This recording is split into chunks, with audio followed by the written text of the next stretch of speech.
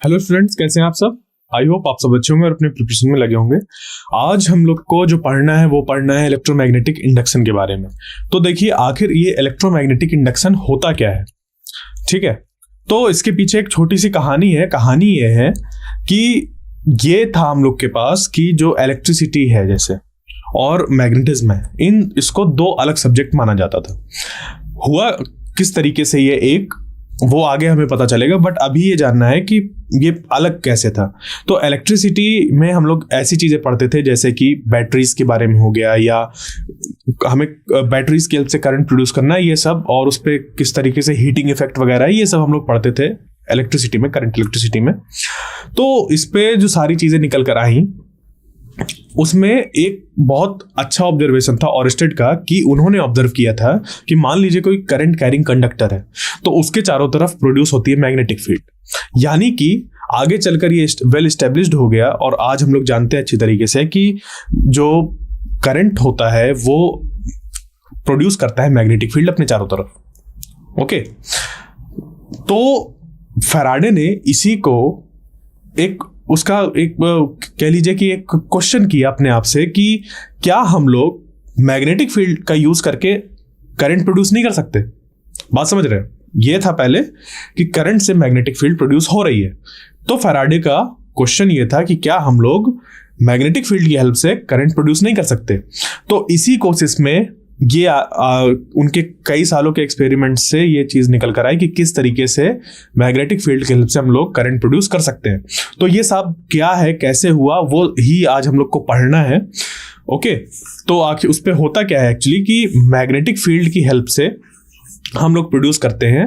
जब किसी एक कॉइल से मैग्नेटिक फ्लक्स चेंज होता है तो उस पर प्रोड्यूस होता है करंट। तो आखिर ये फ्लक्स का चेंज होना, मैग्नेटिक फ्लक्स, ये सब क्या है वो अभी हम लोग आगे डिटेल में चीजें देखेंगे। बट ये है कि जब भी किसी कॉइल से पास होने वाला मैग्नेटिक फ्लक्स चेंज होता है तो प्रोड्यूस होता है उस पर करंट। अब ये सब कैसे होता है वो आगे देखते हैं। तो जो हम लोग को बेसिकली पढ़ना है, जो हम लोग का फोकस रहेगा वो रहेगा इलेक्ट्रोमैग्नेटिक इंडक्शन के ऊपर। उसके बारे में जानेंगे, फिर Faraday's law, induced EMF and current के बारे में, फिर Lenz law and eddy current and self and mutual inductance. Okay, clear, ये सारी चीजें हम लोग को पढ़नी है इस पे। तो अगर हम लोग को इलेक्ट्रोमैग्नेटिक इंडक्शन समझना है, हमें समझना होगा मैग्नेटिक फ्लक्स। आखिर ये मैग्नेटिक फ्लक्स होता क्या है। तो देखिए, मैग्नेटिक फ्लक्स की अगर बात करी जाए तो ये कुछ ऐसा ही है जैसे कि आप लोग ने इलेक्ट्रिक फ्लक्स के बारे में सुना होगा। वो क्या होता है कि phi is equal to E A cos theta, ये पढ़ा। तो यहां पर क्या है कि जो फाई है वो है हम लोग का इलेक्ट्रिक फ्लक्स, और वो कैसे निकल के आता है, जब किसी गिवन एरिया से इलेक्ट्रिक फील्ड लाइंस पास हो रही होती हैं। तो मान लीजिए कि इलेक्ट्रिक फील्ड लाइंस ऐसे ऐसे पास हो रही हैं इस तरीके से, और इसका जो एरिया वेक्टर है वो इस तरफ है, ये ए। तो इन दोनों के बीच में कितना एंगल फॉर्म हो रहा है वो होता है हम लोग का ये थीटा एंगल। तो यही हो जाता है phi is equal to E A cos theta.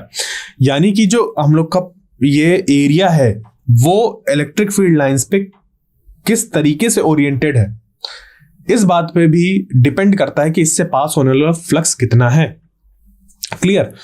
तो यहां पर मैग्नेटिक फ्लक्स के साथ भी ऐसा ही होता है कि मैग्नेटिक फील्ड लाइंस किसी सरफेस से, किसी एरिया से कितना पास हो रहा है।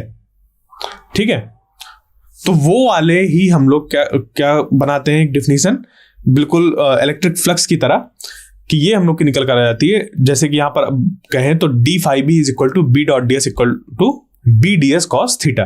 तो यहां पर हुआ क्या, देखिए ये फाई बी यानी कि मैग्नेटिक फ्लक्स हो गया, और ये हो गया बी डॉट ए।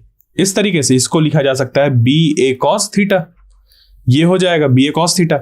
इसी को हम लोग ने यहां पे डिफरेंशियल फॉर्म पे लिख दिया, और ये बन गया क्या, डी फाई बी।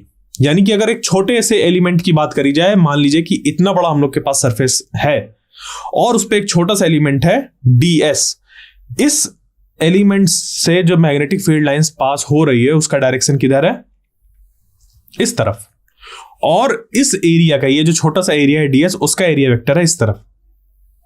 तो उनके बीच में अगर एंगल थीटा है तो हम लोग को मिल जाएगा क्या, magnetic flux D phi B is equal to B dot D S equal to B D S cos theta. ठीक है, डॉट प्रोडक्ट है बी और इसके बीच में, तो हम लोग का ये आ जाएगा। Okay, clear. तो ये था हम लोग का मैग्नेटिक फ्लक्स से रिलेटेड चीज। अब इसमें जो ये मैग्नेटिक फ्लक्स है हम लोग का, क्योंकि जैसे कि इलेक्ट्रिक फ्लक्स होता है एक स्केलर क्वांटिटी, वैसे ही मैग्नेटिक फ्लक्स भी हम लोग की एक स्केलर क्वांटिटी होती है।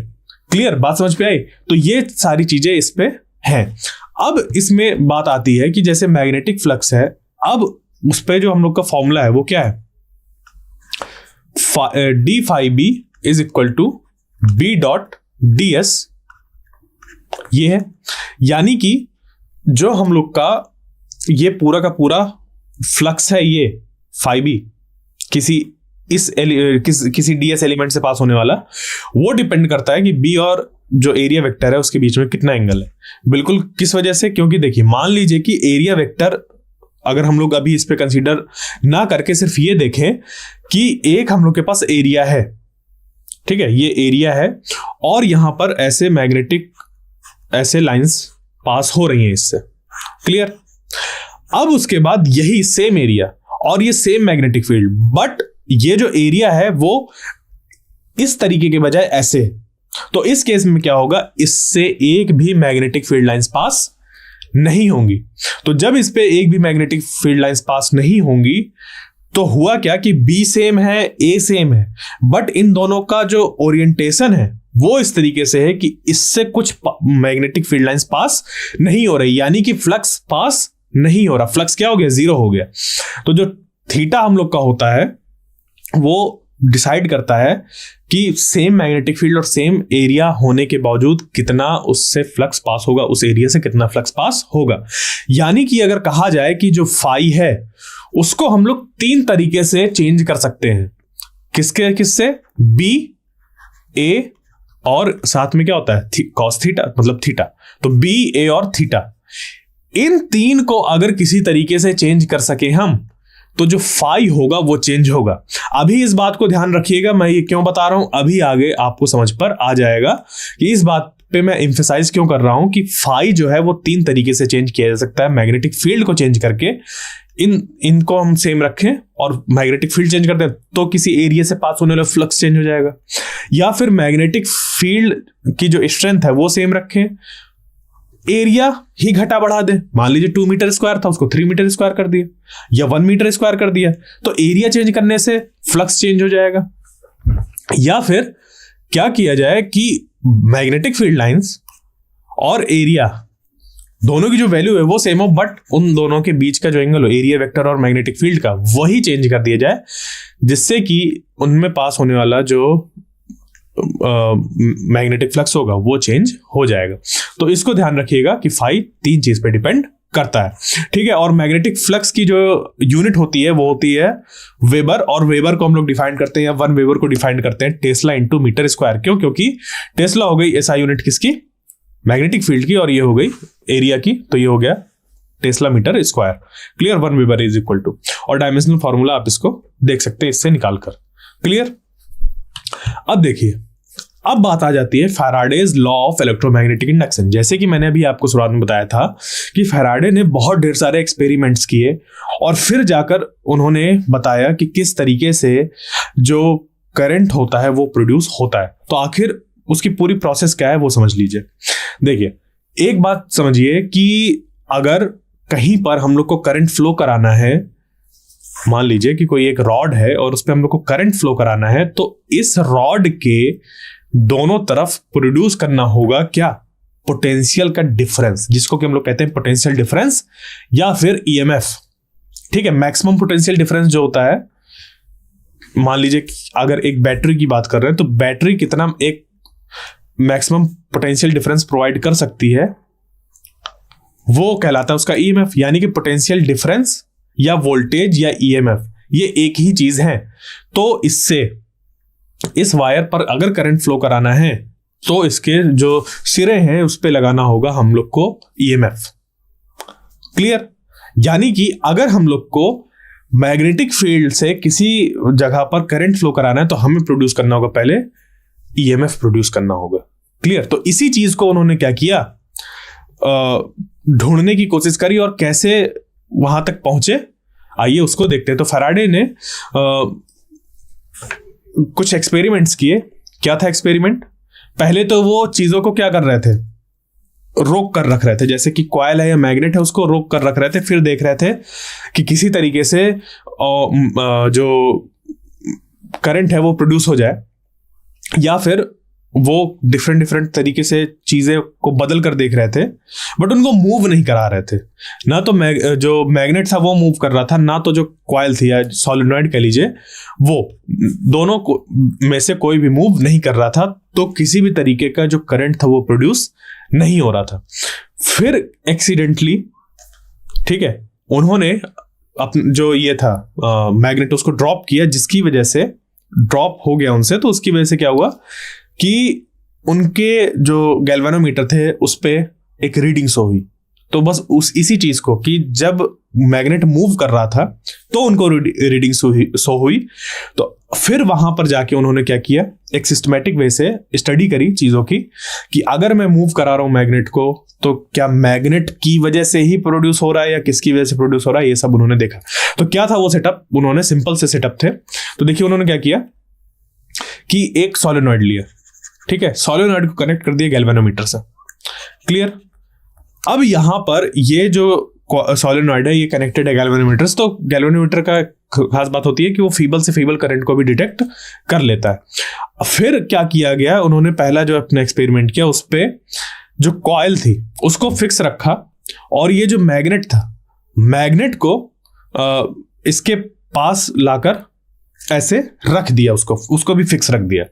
तो जब सोलेनॉइड और मैग्नेट दोनों के दोनों क्या थे, रुके हुए थे, तो इसमें किसी भी तरीके का डिफ्लेक्शन शो नहीं हो रहा था, इस पे किसी भी तरीके का डिफ्लेक्शन शो नहीं हो रहा था।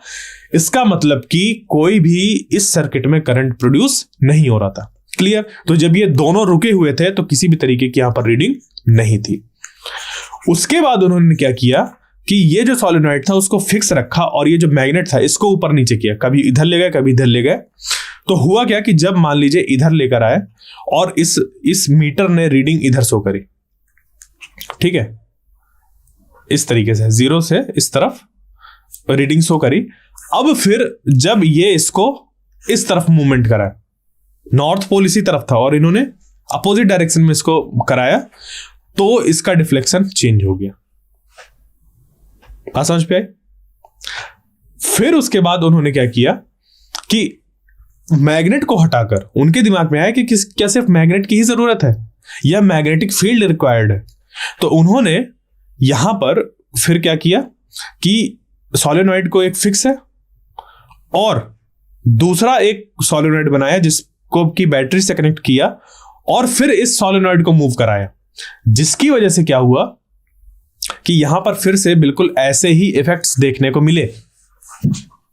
ओके। फिर उसके बाद उन्होंने एक और एक्सपेरिमेंट किया जिसमें कि इस सोलेनॉइड को इस वाले कॉइल के अंदर रख दिया कुछ इस तरीके से, और ये वाली जो सोलेनॉइड थी इसके सर्किट में एक स्विच लगाकर स्विच को बार बार प्रेस किया, ठीक है, switch on switch off switch on switch off किया। तो उसकी वजह से क्या हुआ, यहां पर करंट प्रोड्यूस हुआ। यानी कि इससे बात क्या निकल कर आई कि मूवमेंट जरूरी नहीं है, मैग्नेट जरूरी नहीं है, मैग्नेटिक फील्ड जरूरी नहीं है, जरूरी है मैग्नेटिक फ्लक्स का चेंज होना। क्या जरूरी है, मैग्नेटिक फ्लक्स का चेंज होना। अब उसको हम लोग किस तरीके से चेंज कर सकते हैं, वो आ जाती है बात कि हम लोग उसको किस तरीके से चेंज कर रहे हैं। तो जैसे मैंने अभी बताया था ना कि फाई जो है या फाई बी मैग्नेटिक फ्लक्स, उसको हम लोग 3 तरीके से चेंज कर सकते हैं, और वो है हम लोग का एंगल चेंज करके, एरिया चेंज करके, और मैग्नेटिक फील्ड की स्ट्रेंथ को चेंज करके। तो इसमें क्या हो रहा है देखिए, ये वाले एक्सपेरिमेंट पे सबसे पहले इस पे देखिए, इसमें जो मैग्नेटिक फील्ड है और जो एरिया है वो कैसा है, सेम है। वो कैसा है, सेम है, ठीक है। तो इस केस में किसी भी तरीके का मैग्नेटिक फील्ड या एरिया में चेंज नहीं हो रहा, ना थीटा में चेंज हो रहा है, तो इस पे फ्लक्स चेंज नहीं हो रहा है। ओके। तो जैसे अभी मैंने बताया कि जो ये है मैग्नेटिक फ्लक्स, उसको 3 तरीके से चेंज किया जा सकता है। कैसे कैसे, मतलब अगर हम लोग इसका देखें चेंज, तो वो हो सकता है कि ये इस वजह से हो, या फिर जो चेंज इन मैग्नेटिक फ्लक्स है वो हो सकता है इसकी वजह से हो, या फिर जो चेंज इन फ्लक्स है वो हो सकता है इसकी वजह से हो। ठीक है, ये कॉस थीटा की वैल्यू चेंज हो रही हो। ठीक है, यानी कि थीटा चेंज हो रहा हो, सिंपली अगर हम लोग ये कहें कि ये चेंज हो रहा है, डी थीटा नहीं लिखा जाएगा यहां पर, बट ये क्या है कि ये चेंज हो रहा नहीं दिख रहा, इसको मैं इधर लिख देता हूं। ठीक है, तो ये हुआ। इसके बाद आ जाता है कि जो मैग्नेटिक फ्लक्स है वो किस पे चेंज होगा, बी अगर हम लोग का फिक्स है तो ये हो जाएगा डी ए कॉस थीटा, या फिर जो मैग्नेटिक फ्लक्स है वो चेंज हो सकता है थीटा के चेंज होने की वजह से। तो ये तीन चीजों पे डिपेंड करता है। तो पहले में कुछ भी चेंज नहीं हो रहा था तीनों में से, तो इस वजह से इस पे फ्लक्स चेंज नहीं हुआ, और फ्लक्स चेंज ना होने की वजह से कोई भी जो ईएमएफ था वो इंड्यूस नहीं हुआ। ओके, उसके बाद ये दूसरा, इसमें क्या हो रहा था, इसमें ये जो एरिया था यहां पर वो फिक्स था, यानी कि ये वाला केस था, और जो एंगल है वो भी सेम था, ए और बी का एंगल भी सेम था। यहां पर चेंज हो रहा था बी, यहां पर चेंज क्या हो रहा था, बी। कैसे चेंज हो रहा था, जब इस मैग्नेट को पास ला रहे थे तो इस एरिया से पास होने वाली मैग्नेटिक फील्ड लाइंस का जो नंबर था वो बढ़ जा रहा था, और जब इसको दूर ले जा रहे थे तो घट जा रहा था। यानी कि इस केस में जो फ्लक्स चेंज हुआ वो किसकी वजह से हुआ, मैग्नेटिक फील्ड के चेंज होने की वजह से, और उसने प्रोड्यूस कर दिया ईएमएफ, जिससे कि करंट प्रोड्यूस हुआ। फिर ये वाला जो केस था, इस केस में क्या हुआ, इस केस में जो यहां पर हम लोग का ये था, क्या कहते हैं, मैग्नेट, उसको हटा दिया गया और लगाया गया सोलेनॉइड। तो मैग्नेट लगाओ या सोलेनॉइड लगाओ, वो दोनों प्रोड्यूस कर रहे हैं मैग्नेटिक फील्ड। तो यहां पर ये बात हो गई, साथ में निकल कर आई कि मैग्नेटिक फील्ड का चेंज होना जरूरी है, मतलब यानी कि मैग्नेटिक फ्लक्स का चेंज होना जरूरी है। ठीक है, ये याद रखिएगा, मैग्नेटिक फ्लक्स का चेंज होना जरूरी है, और उसके लिए अगर हम लोग मैग्नेटिक फील्ड को चेंज करके अगर फ्लक्स चेंज कर पा रहे हैं तो बहुत आसान है इसको करना। ठीक है, तो इस तरीके से इन्होंने ये चीज कर ली, और फिर उसके बाद यहां पर क्या किया कि ये जो सोलेनॉइड था उसको इसके अंदर रख दिया, ए सेम सब सेम, बट जब इसको बार बार ऑन ऑफ कर रहे हैं, ऑन ऑफ कर रहे हैं इस तरह, तो हो क्या रहा है, यहां पर जो मैग्नेटिक फील्ड है ये वाले छोटे वाले सोलेनॉइड की, उस पर एक बार प्रोड्यूस हो रही है, एक बार रिड्यूस हो रही है, प्रोड्यूस हो रही है, रिड्यूस हो रही है, बढ़ रही है, घट रही है, बढ़ रही है, घट रही है, ये चीज हो रही है। ठीक है, तो इसकी वजह से फ्लक्स ये वाली कॉइल से पास हुआ, फ्लक्स चेंज हुआ जो इससे पास हो रहा है, और इस पे ईएमएफ इंड्यूस हो गया। ठीक है, बात समझ पे आई? तो ये चीज इस पे होता है। क्लियर? अब इसमें क्या हुआ कि मान लीजिए कि ये जो हम लोग का था, ठीक है, ये जो हम लोग का अरेंजमेंट था, इसमें अगर क्या करें कि एक कॉइल है ऐसे, ओके, और इस कॉइल को हम लोग ने क्या किया, यहां पर एक गैल्वेनोमीटर लगा दिया, और इस गैल्वेनोमीटर से ऐसे कनेक्ट कर दिया इसको, और दूसरा यहां पर एक मैग्नेट रखा है ऐसे और ऐसे। अब इसको भी इस तरफ मूव कराया 5 मीटर पर सेकंड की स्पीड से, और इसको भी इधर मूव कराया 5 मीटर पर सेकंड की स्पीड से। तो अब यहां पर हो क्या रहा है, देखिएगा, यहां पर ये मूव कर रहा है, ये मूव कर रहा है, बट दोनों के बीच में रिलेटिव वेलोसिटी कितनी हो गई, 0। यानी कि जो ये वाला एरिया यहां पर जो क्रॉस सेक्शनल एरिया है, वो जितनी मैग्नेटिक फील्ड लाइंस को इसकी, मतलब इससे जो मैग्नेटिक फील्ड लाइंस पास हो रही थी, उनके नंबर ऑफ लाइंस उतने ही है, मैग्नेटिक फील्ड वहां पर चेंज नहीं हुई, जिसकी वजह से फ्लक्स चेंज नहीं होगा। तो इस केस में यहां पर जो गैल्वेनोमीटर, उस पर किसी भी तरीके का डिफ्लेक्शन शो नहीं होगा। बात समझ पे आई? तो यहां से फैराडे ने जो इलेक्ट्रोमैग्नेटिक इंडक्शन है, ये जो पूरा प्रोसेस होता है जहां से कि चेंजिंग मैग्नेटिक फ्लक्स की वजह से हम लोग करंट को प्रोड्यूस करते हैं या ईएमएफ इंड्यूस होता है, उस प्रोसेस को कहते हैं इलेक्ट्रोमैग्नेटिक इंडक्शन। और इसका इन्होंने लॉ दिया, और वो लॉ था ये कि जो इंड्यूस्ड ईएमएफ की वैल्यू होती है वो हम लोग की होती है directly proportional to -d phi by, यहां पर ये नहीं आएगा, E is equal to minus D five by D T, ठीक है। और यहाँ पे फाइव कैसा है, बी वाला है। तो इंड्यूस्ड ईएमएफ, ये जो ई है वो क्या है, इंड्यूस्ड ईएमएफ है, वो डायरेक्टली प्रोपोर्शनल है negative rate of change of magnetic flux. तो अब यहां पर ये निगेटिव साइन का क्या सिग्निफिकेंस है वो हम लोग आगे इसके जो इससे आने वाली जो अगली स्लाइड्स होंगी उस पर समझेंगे, जहां पर लेंज लॉ आता है हम लोग का वहां पर, ठीक है। तो अभी अगर इसका हम लोग मॉड ले ले तो मॉड कुछ ये निकल कर आ जाएगा और ये डायरेक्टली प्रोपोर्शनल हटेगा, प्रोपोर्शनलिटी कांस्टेंट 1 यहां पर आएगा। तो E इज इक्वल टू हो जाएगा mod of E is equal to D five B by D T. और ये क्या है, हम लोग का वैल्यू ऑफ इंड्यूस्ड ईएमएफ। तो फ्लक्स किस रेट से चेंज हो रहा है, ठीक है। सिर्फ इस बात पे डिपेंड नहीं करता कि फ्लक्स मतलब चेंज हो रहा है, ठीक है। चेंज हो रहा है तो ईएमएफ आएगा, बट कितना आएगा। चेंज हो रहा है मैग्नेटिक फ्लक्स तो ईएमएफ इंड्यूस होगा, पर कितना होगा। अगर कितने की बात आती है तो हमें देखना होता है रेट यानी कि मान लीजिए यहां पर मैं जो ये वाला मैग्नेट था उसको ऐसे ऐसे लेकर जा रहा था ऊपर नीचे, ठीक है, कुछ प्रोड्यूस हो रहा था ईएमएफ, फिर मैं इसको बहुत तेजी से ऊपर नीचे ऐसे ऐसे लेके जाऊं तो उसकी वजह से क्या होगा कि कम समय में मैग्नेटिक फ्लक्स ज्यादा चेंज हुआ। जहां पर पहले 1 सेकंड में ये ऐसे एक बार ऊपर एक ऐसे नीचे जा रहा था, अब उसी 1 सेकंड पे मैं कई बार उसको कर दे रहा हूं, जिससे कि जो रेट है फ्लक्स चेंज होने का वो इंक्रीज हो गया, यानी कि जो इंड्यूस्ड ईएमएफ होगा वो भी बढ़ जाएगा। वही यहां पर ये दिया हुआ है, ओके। और अगर हम लोग को मान लीजिए एक सिंगल कॉइल है तो ये हो जाएगा, और अगर n नंबर ऑफ टर्न्स है उस पे तो सिंपली उस पे मल्टीप्लाई हो जाएगा। तो जैसे सोलेनॉइड है, अगर n नंबर ऑफ टर्न्स की सोलेनॉइड है तो जो मैग्नेटिक हम लोग का फ्लक्स उस पे पास हो रहा होगा, हर एक कॉइल से पास हो रहा होगा, ये माना जा सकता है। तो n नंबर ऑफ टाइम्स जो फ्लक्स होगा वो इंक्रीज हो जाएगा। क्लियर, बात समझ पे आई। तो आजकल के जो जनरेटर्स होते हैं ना, जिससे कि हम लोग को इलेक्ट्रिसिटी मिलती है, जो हम लोग के घरों में इलेक्ट्रिसिटी आती है, वो सब इसी प्रिंसिपल पे वर्क करते हैं, Faraday's law of electromagnetic induction.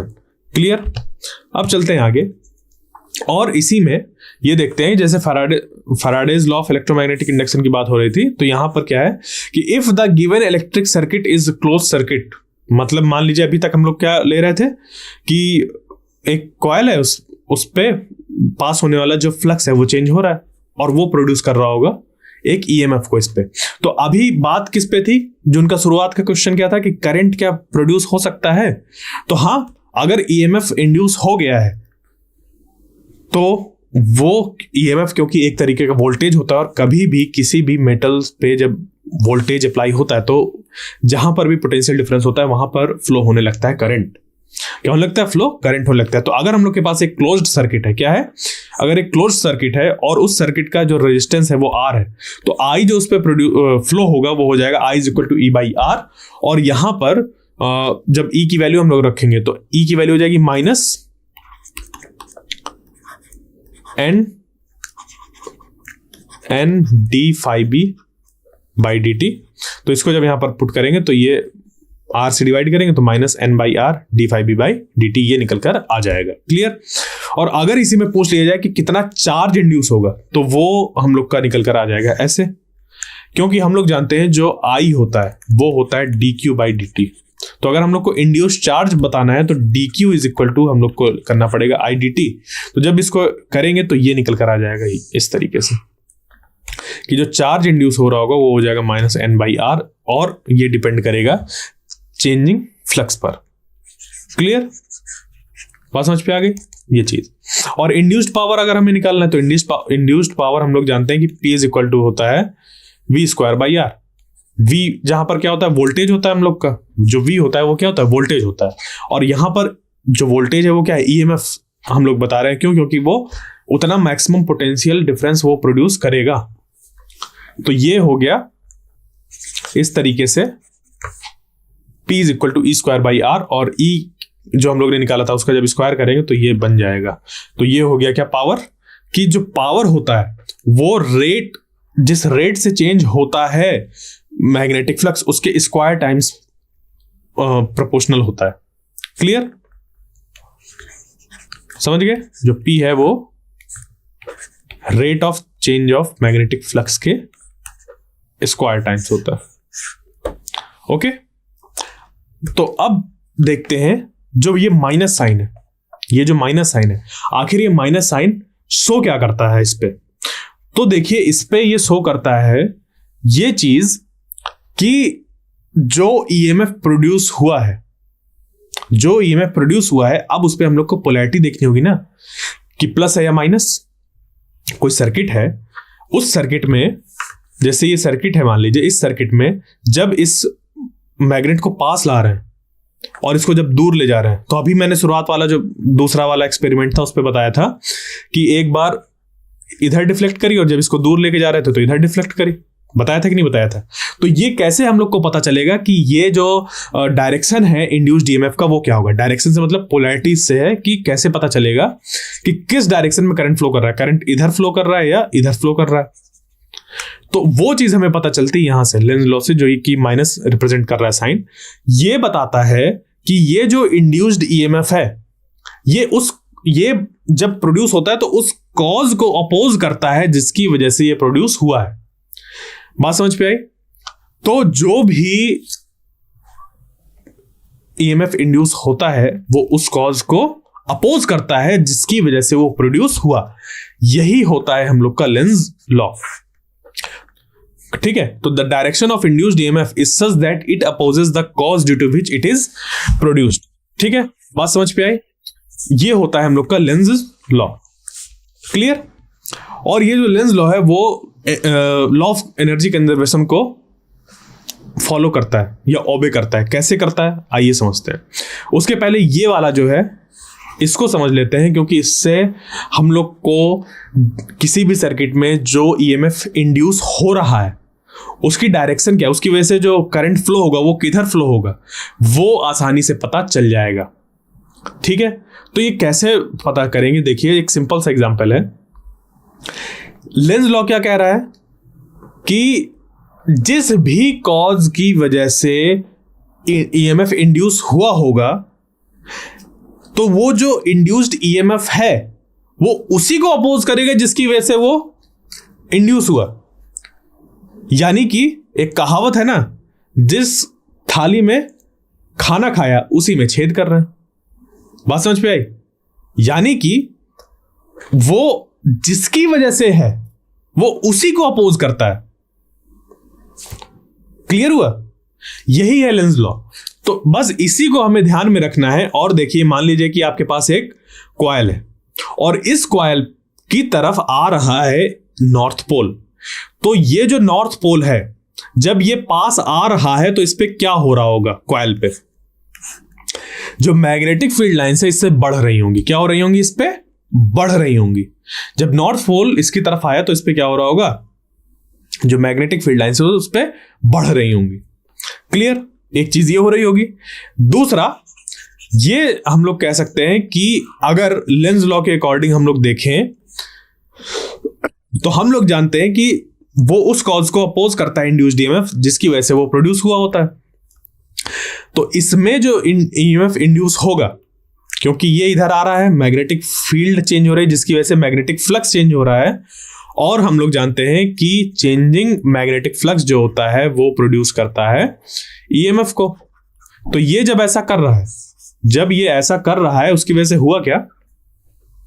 North pole इधर आया तो यहां पर एक ऐसा ईएमएफ प्रोड्यूस होगा जो कि इसको रिपेल करेगा कि ये पास मत आओ, दूर रहो। क्लियर? बात समझ पे आई?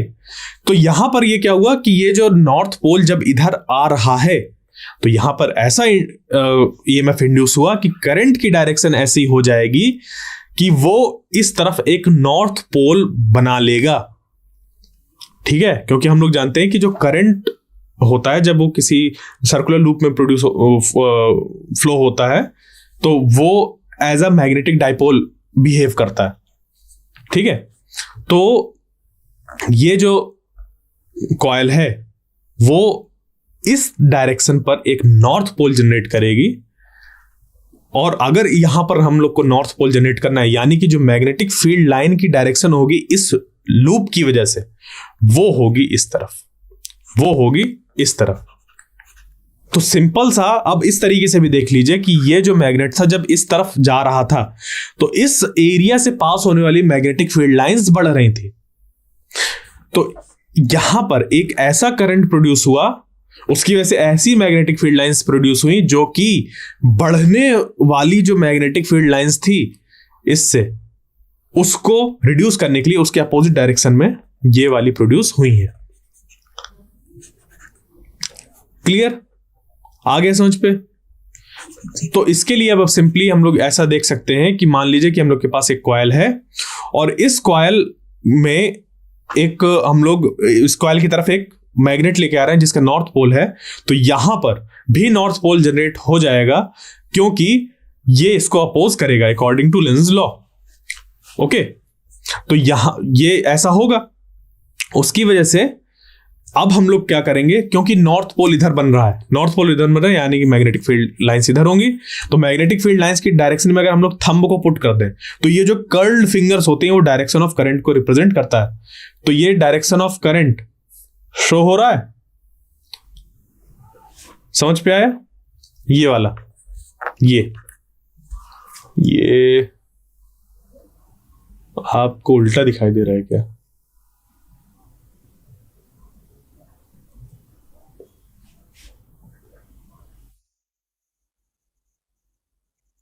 चलिए ठीक है। यानी कि अगर सिंपल से यहां पे देखें कि मैग्नेटिक फील्ड लाइन इधर है तो इस डायरेक्शन में करंट प्रोड्यूस हो गया। क्लियर? बात समझ पे आई? तो ये इस पे ऐसा होता है। अब उसके बाद यहां पर क्या है कि अगर यही नॉर्थ पोल दूर जा रहा होता, क्या हो रहा था? दूर जा रहा होता। तो क्योंकि ये दूर जा रहा है तो यहां पर एक ऐसी मैग्नेटिक डाइपोल क्रिएट होगा जो कि इसको दूर जाने से रोके। दूर कब जाने से रोकेगा? जब इसको कोई अट्रैक्ट करेगा। और नॉर्थ पोल को कौन अट्रैक्ट करता है? South pole. तो यानी कि साउथ पोल यहां पर बनेगा। और साउथ पोल अगर जब यहां पर बनेगा तो साउथ पोल में जो मैग्नेटिक फील्ड लाइंस होती है वो एंटर करती है अंदर, यानी कि उस तरफ मैग्नेटिक फील्ड लाइंस ऐसे निकलेंगी। ठीक है, इस तरफ से एंटर करेंगी और उस तरफ से निकलेंगी, यही होगा। यानी कि यहां इधर जो एक पोल जनरेट होगा वो एक साउथ पोल जनरेट होगा और मैग्नेटिक फील्ड लाइंस उधर है, तो यहां पर जो डायरेक्शन हो जाएगी करंट की वो इधर हो जाएगी। तो इसको हम लोग सिंपली कैसे निकाल सकते हैं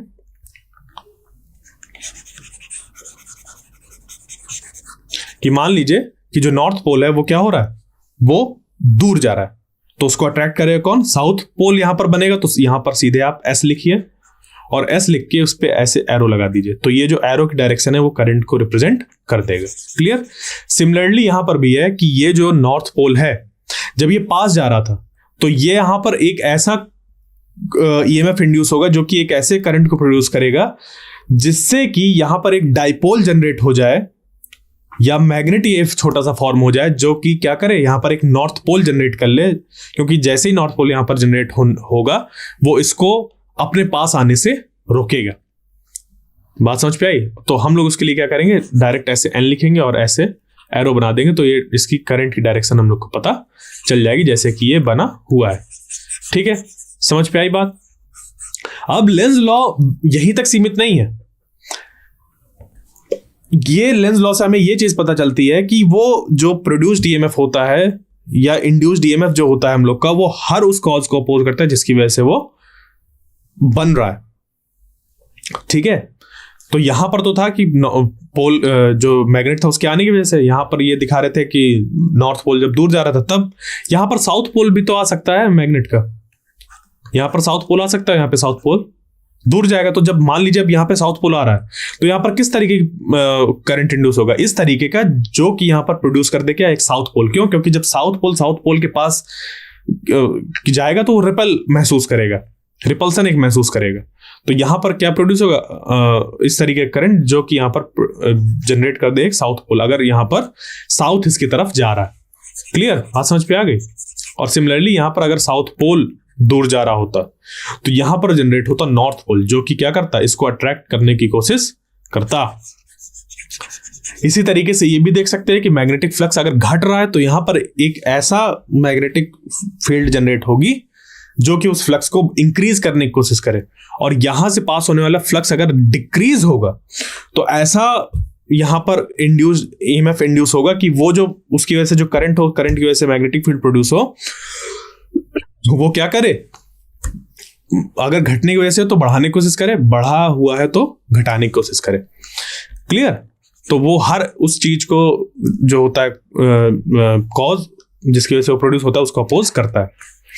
अब बात आती है Lenz law obeys the laws of energy conservation. बिल्कुल, कैसे? अभी देखिए जैसे कि यहां पर बात आई कि ये नॉर्थ पोल जब इसके पास ला रहे थे तो यहां पर भी नॉर्थ पोल जनरेट हो गया। अब यहां पर ये जो नॉर्थ पोल जनरेट हो गया तो नॉर्थ पोल जनरेट होने की वजह से ये महसूस करने लगेगा कि रिपल्सन, तो जो भी इस पे एक्सटर्नल एनर्जी सप्लाई कर रहा है, यानी कि मान लीजिए कि हम हाथ के थ्रू इसके पास ऐसे लेके जा रहे हैं तो हमें भी रिपल्सन महसूस होगा ना, तो हमें उस रिपल्सन को ओवरकम करने के लिए वर्क करना पड़ेगा और वही वर्क कन्वर्ट हो जाता है यहां पर ईएमएफ की तरह, वही करंट यहां पर प्रोड्यूस हो जाता है। समझ गए? तो जो एनर्जी हम लोग अप्लाई कर रहे थे उस रिपल्सिव फोर्स को ओवरकम करने के लिए, उतनी ही एनर्जी वो क्या होती गई, कन्वर्ट होती गई एक यहां पर इलेक्ट्रिकल करंट के फॉर्म पे, इलेक्ट्रिकल एनर्जी के फॉर्म पे, और उससे फिर फाइनली वो अगर ऐसे सिर्फ एक सिंपल लूप है तो फिर वो जूल्स लॉ ऑफ हीटिंग जो होता है उससे फिर वो डिसिपेट हो जाएगा, I²RT। ठीक है, बात समझ पे आई? तो ये जो लेंज लॉ होता है वो हम लोग का एक बहुत बड़ा रोल प्ले करता है इंड्यूस्ड ईएमएफ की डायरेक्शन को पता करने के लिए। ओके, तो अब आई होप वो चीज समझ पे आ गई होगी। तो अब हम लोग बढ़ते हैं आगे मोशनल ईएमएफ की तरफ। अब मोशनल ईएमएफ कुछ ऐसी चीज है कि जहां पर मान लीजिए कि हम लोग के पास क्या है, मैग्नेटिक फील्ड लाइंस का एक रीजन है, एक यूनिफॉर्म मैग्नेटिक फील्ड लाइंस है, जैसे ये हम यहां पर रिप्रेजेंट हो रही है क्रॉस क्रॉस क्रॉस, यानी कि into the plane of paper उसकी डायरेक्शन है।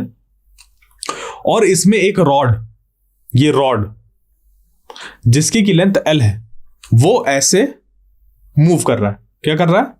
ऐसे इस पे मूव कर रहा है। तो जब इस पे ऐसे ये मूव करेगा, जब इस पे ये ऐसे मूव करेगा तो अब होगा क्या? हम लोग जानते हैं कि कभी भी कोई चार्ज Q जब मैग्नेटिक फील्ड में मूव करता है, ठीक है, तो उस पे एक फोर्स एक्ट होता है जो कि निकल कर आता है, और इसको हम लोग लॉरेंट्ज फोर्स कहते हैं। एक्चुअली लॉरेंट्ज फोर्स का पूरा जो एक्सप्रेशन है वो ये है, QE + QV × B। तो यहां पर क्या निकल कर आया कि अगर कोई चार्ज किसी V वेलोसिटी से मैग्नेटिक फील्ड B में मूव कर रहा है तो उसमें फोर्स लगेगा। अगर वो मूव नहीं कर रहा, उस पर किसी भी तरीके की वेलोसिटी नहीं है, तो उस पर कोई भी फोर्स एक्ट नहीं होगा। साथ ही साथ इस पे जो फोर्स का मैग्नीट्यूड होता है वो डिपेंड करता है वेलोसिटी और मैग्नेटिक फील्ड के बीच में एंगल कितना है, और वो भी कैसा, उस एंगल का साइन जो होता है, वैल्यू साइन जब हम उसके साथ लगाते हैं। क्लियर? तो F = QVB sin थीटा। तो यहां पर देखिए मैग्नेटिक फील्ड लाइन की जो डायरेक्शन है वो अंदर तरफ है, into the plane of paper, और ये जो रॉड है वो इस तरीके से इधर या इधर मूव कर रहा है। तो इस पे सोचिए कि एक छोटा सा क्या है, इस पे चार्ज है, तो वो चार्ज मैग्नेटिक फील्ड में जब ऐसे मूव कर रहा है तो मान लीजिए कि ये जो इस पे जो चार्ज मौजूद है यहां पर वो इस तरीके से मूव कर रहा है, तो V की डायरेक्शन क्या हो गई, इधर हो गई, और मैग्नेटिक फील्ड किधर है, into the plane of paper, तो V × B, V × B। तो हम लोग को इधर मिल जाएगा किधर, उस चार्ज पार्टिकल पे लगने वाला फोर्स। यानी कि अगर ये यहां पर पार्टिकल है और इसकी वेलोसिटी का डायरेक्शन इधर है, तो V × B जब करेंगे, V × B क्योंकि into the plane of paper है, तो यहां पर लगने वाला जो फोर्स है वो हमें पता चल जाएगा। अब देखिए क्योंकि यहां पर इधर प्लस दिखा रहा है, इधर माइनस दिखा रहा है, तो हम लोग को क्या मान के चलना पड़ेगा कि जो वेलोसिटी है वो इस तरफ है, तो ये हो जाएगा ऐसे V × B, यानी कि जो चार्ज है, अगर पॉजिटिव चार्ज ले रहे हैं तो वो इस तरफ मूव करेंगे, तो इधर एक्यूमुलेट हो जाएंगे चार्जेस और नेगेटिव चार्जेस इधर एक्यूमुलेट हो जाएंगे, जिसकी वजह से इस पर इंड्यूस हो जाएगा एक ईएमएफ। और ये ईएमएफ किसकी वजह से आया है, उसके मोशन की वजह से आया, तो इसको हम लोग कहते हैं मोशनल इलेक्ट्रोमोटिव फोर्स या मोशनल ईएमएफ। उसकी जो वैल्यू निकल कर आती है वो निकल कर आती है E = BLV। इसका मैं डेरिवेशन नहीं बताने वाला अभी, ये कैसे निकल कर आया, जो निकल कर आया वो इसी फॉर्मूले से ही निकल कर आया है, ठीक है। तो इस पे ये हो गया E = BLV। इसी में अगर हम लोग एंगल्स की बात करें तो ये हो जाएगा ये BLV sin थीटा। तो ये जो थीटा है वो क्या है कि रॉड जो मूव कर रहा है अगर वो थीटा एंगल बना रहा है with the direction of magnetic field, तो ये होता है, यानी कि वेलोसिटी और मैग्नेटिक फील्ड के बीच में क्या डायरेक्शन है वही हम लोग एंगल देखते हैं यहां पर, ये थीटा, ठीक है। क्योंकि एक सिंगल चार्ज तो है नहीं, पूरा रॉड है, बहुत ढेर सारे चार्जेस होंगे, हर उस पर फोर्स लगेगा जिसकी वजह से वो सब के सब मूव करेंगे और एक इंड्यूस्ड ईएमएफ हम लोग को ये मिल जाएगा। क्लियर? तो यहां से बात निकल कर आई कि अगर जो मोशन है वो मैग्नेटिक फील्ड की ही डायरेक्शन में हो तो किसी भी तरीके का ईएमएफ इंड्यूस नहीं होगा, यानी कि रॉड अगर into the plane of paper ऐसे मूव करे, ठीक है, into the plane of paper अगर ऐसे मूव करे तो उस पर किसी भी तरीके का ईएमएफ इंड्यूस नहीं होगा। क्लियर? आगे बढ़ते हैं और देखते हैं यही मोशनल ईएमएफ का एक जो हम लोग का डेली लाइफ में एक बहुत बड़ा एग्जांपल है वो है एरोप्लेन का, ठीक है। जहां पर क्या होता है कि एरोप्लेन जब टेक ऑफ या लैंड कर रहा होता है, ठीक है, जब टेक ऑफ या लैंड करता है तो उस केस में यहां पर जो इसके विंग्स होते हैं उसके क्रॉस एक पोटेंशियल डिफरेंस जनरेट हो जाता है। अब क्योंकि हम लोग की कुछ कंडीशंस सेटिस्फाई होनी चाहिए, जैसे कि वो जो हम लोग के विंग्स हैं उसमें जो मौजूद चार्जेस हैं वो मैग्नेटिक फील्ड की डायरेक्शन में मूव नहीं करने चाहिए, तभी उस पर एक मैग्नेटिक फोर्स अप्लाई होगा, क्योंकि यही होता है ना F = QVB sin थीटा। तो V और B के बीच में जो एंगल होना चाहिए वो 0 नहीं होना चाहिए। तो इसके लिए अब क्योंकि जो अर्थ की मैग्नेटिक फील्ड लाइंस होती हैं वो साउथ पोल से निकलकर नॉर्थ पोल की तरफ जाती हैं। ध्यान दीजिएगा, मैं नॉर्थ से साउथ नहीं बोल रहा, साउथ से नॉर्थ बोल रहा हूं, और ये किसके बारे में है? सिर्फ अर्थ की मैग्नेटिक फील्ड के बारे में। तो साउथ पोल की तरफ से नॉर्थ पोल की तरफ जाती हैं मैग्नेटिक फील्ड लाइंस। क्लियर? तो ये जो होता है वो सिर्फ अर्थ के केस में होता है ऐसा। तो अभी ऐसा है, और जो एरोप्लेन है वो या तो टेक ऑफ कर रहा हो या लैंड कर रहा हो, उस केस में होगा क्या कि जो हॉरिजॉन्टल डायरेक्शन में मैग्नेटिक फील्ड का कंपोनेंट होगा, अर्थ की मैग्नेटिक फील्ड की हॉरिजॉन्टल डायरेक्शन में जो मैग्नेटिक फील्ड होगा उस कंपोनेंट की वजह से इस विंग पे चार्जेस प्रोड्यूस हो जाएंगे, मतलब चार्जेस जो है वो ऐसे सेपरेट आउट हो जाएंगे जिसकी वजह से ईएमएफ प्रोड्यूस हो जाएगा। तो इस तरफ पॉजिटिव पोलैरिटी आ जाएगी और इस तरफ निगेटिव पोलैरिटी जनरेट हो जाएगी। क्लियर? सिमिलरली अगर हम लोग क्या देखें कि अगर कोई एक कंडक्टिंग रॉड को हॉरिजॉन्टल मूव कराएं ऐसे, तो उस पे एक प्रोड्यूस हो जाता है क्या? ईएमएफ प्रोड्यूस होता है, किसकी वजह से? जो vertical component of magnetic field होता है अर्थ का, vertical component of magnetic field, उसकी वजह से उस हॉरिजॉन्टल रॉड पे ईएमएफ इंड्यूस हो जाता है, और वो किसकी वजह से? मोशन की वजह से। तो मोशनल ईएमएफ कहलाता है। कैसे हो रहा है? बिल्कुल ऐसे ही, मैग्नेटिक फील्ड लाइंस का जो वर्टिकल कंपोनेंट है ऐसे मान लीजिए नीचे की तरफ, और जो रॉड है वो हॉरिजॉन्टल डायरेक्शन में ऐसे मूव कर रहा है, तो उस पर जो चार्जेस होंगे अगर वेलोसिटी इस तरफ है तो V क्रॉस B, मतलब कि उस पर फोर्स लगेगा इस तरफ, तो ऐसे सेपरेट आउट हो जाएंगे, पॉजिटिव इधर आ जाएंगे और निगेटिव इधर आ जाएंगे। तो बस उसमें जो ईएमएफ है वो जनरेट हो जाएगा, क्योंकि जब चार्जेस ऐसे दो पोलैरिटीज क्रिएट करते हैं, जब चार्जेस दो जगह ऐसे स्टोर हो जाते हैं तो वही उन्हीं की वजह से पोटेंशियल डिफरेंस जनरेट होता है, और वही हम लोग का ईएमएफ होता है। ओके, अब देखिए यही इमोशनल ईएमएफ में अगर हम लोग अभी तक क्या देख रहे थे कि एक रॉड है या एरोप्लेन के विंग है, उनमें चार्जेस इधर और इधर, क्योंकि उनमें एक लॉरेंट फोर्स एक्ट हो रहा है जिसकी वजह से ऐसे सेपरेट आउट हो जा रहे हैं, तो एक ईएमएफ इनमें प्रोड्यूस हो जा रहा है। अभी इसी को क्या किया जाए, अगर एक सर्किट ऐसा बना दिया जाए तो ये क्या करने लगेंगे? फ्लो करने लगेंगे। क्या करने लगेंगे? फ्लो करने लगेंगे। तो कुछ यही अगर कुछ इस तरीके से किया जाए कि मान लीजिए कि एक इस तरीके की रेल्स बना दी हैं और उस पर एक रॉड को, और ये मैग्नेटिक फील्ड लाइन की डायरेक्शन तो आपको दिख ही रही होगी कि into the plane of paper है, तो इसमें अगर हम लोग क्या करें, इस रॉड को इस तरफ मूव कराएं तो इस पे होगा क्या, इसमें एक ईएमएफ जनरेट होगा, वो हो जाएगा BLV। और क्योंकि ये ऐसे कनेक्टेड है, ये भी मेटल्स के ही है, ये भी ऐसे कनेक्टेड है, तो इस पे फ्लो होने लगेगा करंट। क्या होने लगेगा? करंट फ्लो होने लगेगा और उसकी वैल्यू हो जाएगी E/R। और जो R क्या है?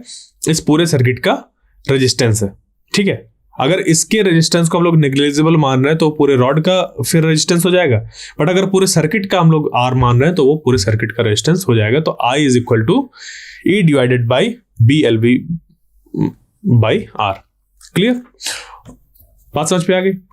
और इस पे अगर हम लोग बात करें कि कितना मैग्नेटिक फोर्स एक्ट होगा तो वो हो जाएगा IBL, क्योंकि अब ये जो है हम लोग का इस पे एक करंट इंड्यूस होगा।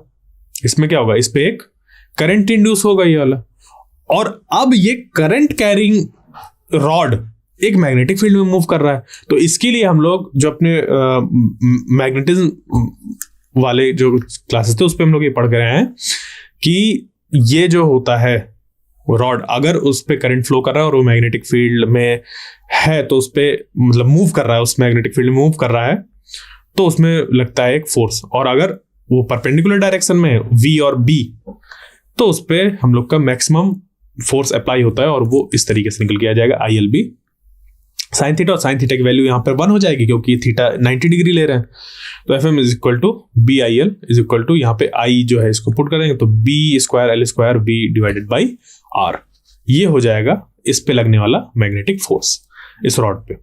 ओके, अब देखिए इसी तरीके का एक और केस होता है जहां पर कि ये जो रॉड देख रहे हैं, ये रॉड, मान लीजिए ये रॉड क्या हो रहा है, ये मूव कर रहा है इस मैग्नेटिक फील्ड में जो कि डायरेक्टेड किधर है? Into the plane of paper. तो ये जब क्या करेगा, ऐसे रोटेट करेगा तो इसमें एक ईएमएफ इंड्यूस होगा और वो हो जाएगा इतना। ठीक है, ये जो पॉइंट्स हैं ये एक तरफ ये हिंज्ड है और ये ऐसे सर्कुलर पाथ में ऐसे ऐसे रोटेट कर रहा है सिंगल रॉड।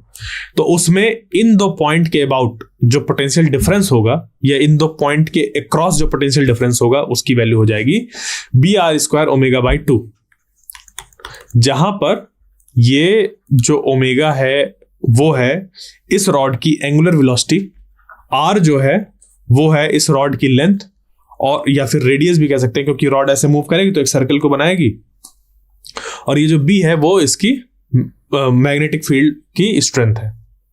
क्लियर? तो अब चलते हैं आगे और बात आती है सेल्फ इंडक्शन की। ठीक है, अभी हम लोग ने क्या पढ़ा? इलेक्ट्रोमैग्नेटिक इंडक्शन की एक कॉइल है हम लोग के पास, और इस कॉइल से इसके बगल में दूसरी कॉइल थी।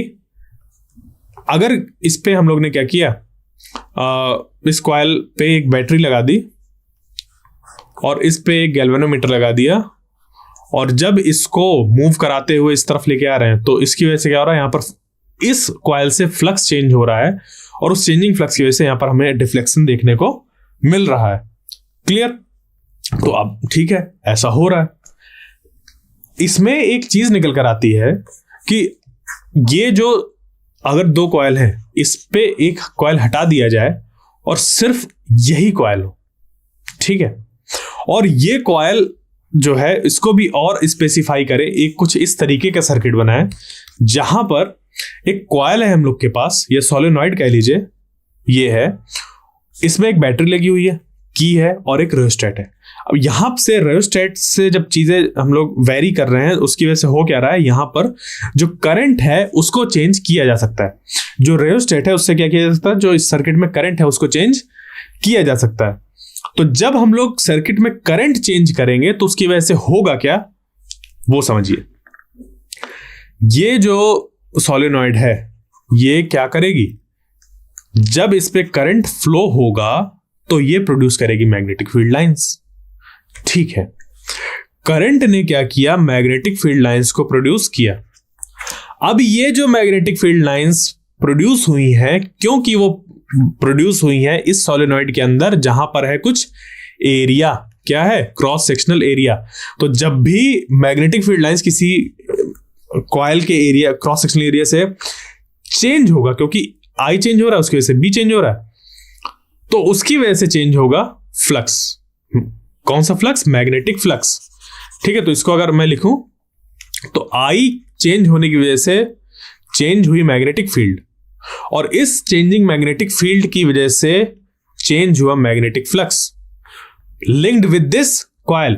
और जैसे ही ये फ्लक्स चेंज होगा, ये कर देगा एक करंट को इंड्यूस या ईएमएफ को इंड्यूस कर देगा। ठीक है, यहां पे स्टेप और लिख दूं एक मैं कि एक ईएमएफ इंड्यूस कर देगा ये। और ये जो इंड्यूस्ड ईएमएफ होगा, ये कैसा इंड्यूस्ड ईएमएफ होगा? ये जो इंड्यूस्ड ईएमएफ होगा वो ऐसे, मतलब इसकी जो डायरेक्शन होगी वो ऐसी होगी जो कि इस वाले करंट को अपोज करेगा। यानी कि जो इंड्यूस्ड करंट है वो इस वाले करंट की डायरेक्शन के अपोजिट होगा। बात समझ पे आई?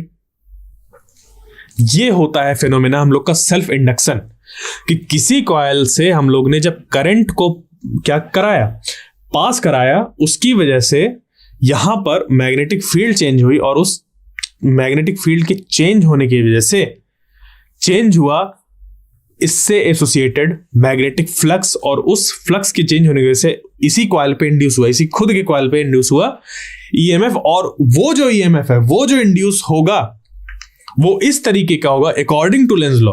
वो इस कॉज को, ये जो चेंजिंग यहां पर करंट था, उसको अपोज करेगा। ठीक है, बात समझ पे आई? तो ये यहां पर सारी चीजें इस तरीके से वर्क करती हैं। यानी कि ये जो हम लोग का कॉइल है, उसमें एक प्रॉपर्टी है कि जब भी उससे पास होने वाला करंट चेंज होगा, तो वो उस चेंज को अपोज करता हुआ एक अपोजिट डायरेक्शन में करंट प्रोड्यूस करेगा। ठीक है, तो बिल्कुल ये ऐसा ही है कि हम लोग जैसे कि मान लीजिए इनर्शिया की बात करें, जैसे मास है हम लोग का, वहां पे इनर्शिया की बात करें तो मास भी क्या करता है, जितना ज्यादा उसका मास होगा उतना ज्यादा इनर्शिया होता है। यानी कि वो उस पर किसी भी तरीके का जो चेंज होता है उसको अपोज करता है। कोई ऑब्जेक्ट है रखा हुआ, उसको तुमने धक्का दिया तो वो अपोज करेगा कि ये ठीक है यार, मुझे रखा रहने दो, चेंज मत करो। पर आप उस पर क्या करते हैं, कुछ वर्क करते हैं और उसको मूव करा देते हैं। तो वो जो प्रॉपर्टी है उस चेंज को अपोज करने की, वो हो गई इनर्शिया।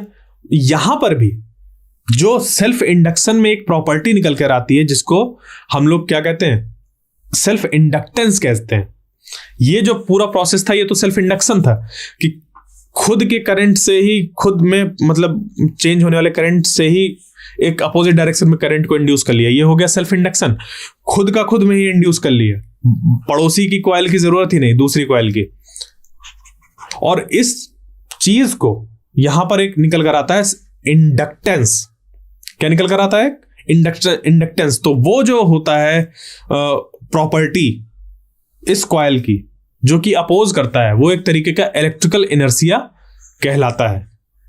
वो जो हम लोग का इंडक्टेंस होता है। क्लियर?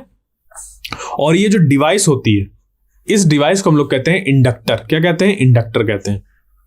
तो यहां पर हम लोग के पास तीन चीजें होती हैं, जैसे कि एक कॉइल है या सोलेनॉइड है। वो सोलेनॉइड जो फिजिकली हम लोग देख पा रहे हैं, वो एक डिवाइस है जिसको हम लोग बोलेंगे इंडक्टर। जो उसकी प्रॉपर्टी है चेंज इन करंट, या किसी भी तरीके से जो भी चीज चेंज हो रही, करंट जो चेंज हो रहा है उसको अपोज करने की जो प्रॉपर्टी है, उसको हम लोग कहते हैं इंडक्टेंस। और जो ये पूरा प्रोसेस होता है, ये जो पूरा फेनोमेना होता है, उसको कहते हैं सेल्फ इंडक्शन। क्या कहते हैं? Self induction. बात क्लियर? तो ये तीन चीजें आपको दिमाग में बैठाकर चलनी है। और जो आइडियल इंडक्टर होता है, उसमें जो रेजिस्टेंस की वैल्यू होती है वो 0 होती है। क्लियर? एक बात और ध्यान रखिएगा कि जो भी ये इंडक्टर जो होता है, वो करंट के चेंज को अपोज करता है, करंट को कभी अपोज नहीं करता। वरना आपके दिमाग में ये आएगी बात कि फिर करंट फ्लो कैसे करता है। अगर करंट को कोई अपोज करने वाला बैठा है तो सर्किट्स में करंट फ्लो कैसे करेगा? कि तो बात यहां पर यह है कि जो चेंज जब होता है करंट, या तो घटे या तो बढ़े, तब उस पे अपोजिंग एक करंट होता है, हम लोग के पास आता है। ठीक है, अगर स्टेडी स्टेट में करंट, तो किसी भी तरीके का अपोजिट डायरेक्शन में करंट इंड्यूस नहीं होता। ठीक है, तो ये होना चाहिए DI change in current, change in magnetic field, change in magnetic flux, और ये इंड्यूस्ड EMF, और यहां से फिर एक हम लोग का चेंजिंग जो होता है वो करंट होता है अपोजिट डायरेक्शन। ठीक है, ये चीजें हमें ध्यान रखनी है। तो अभी हम लोग ने देखा था सेल्फ इंडक्शन, जो कि था एक फिनोमेना। अब बात आती है सेल्फ इंडक्टेंस की, जो कि होती है उस सर्किट की, या सर्किट की भी इंडक्टेंस होता है। तो अभी हम सर्किट से हटकर सिर्फ एक जो डिवाइस है, ऐसी सोलेनॉइड हो सकता है वो, या कॉइल हो सकता है, वो जो डिवाइस होती है उसकी जो एक प्रॉपर्टी है, किसको एक मतलब उसके पास होता है जो कि अपोज करता है चेंज इन करंट को, वो कहलाता है सेल्फ इंडक्टेंस। तो जैसे मैंने बताया कि जो हम लोग का सारी चीज डिपेंड करेगी, वो किस पे डिपेंड करेगी, कोई भी चीज इंड्यूस कब होगी, EMF इंड्यूस कब होगा, जब फ्लक्स चेंज होगा। यानी कि जो फ्लक्स चेंज है वो किस पे यहां पर डिपेंड कर रहा है, करंट की चेंज होने से।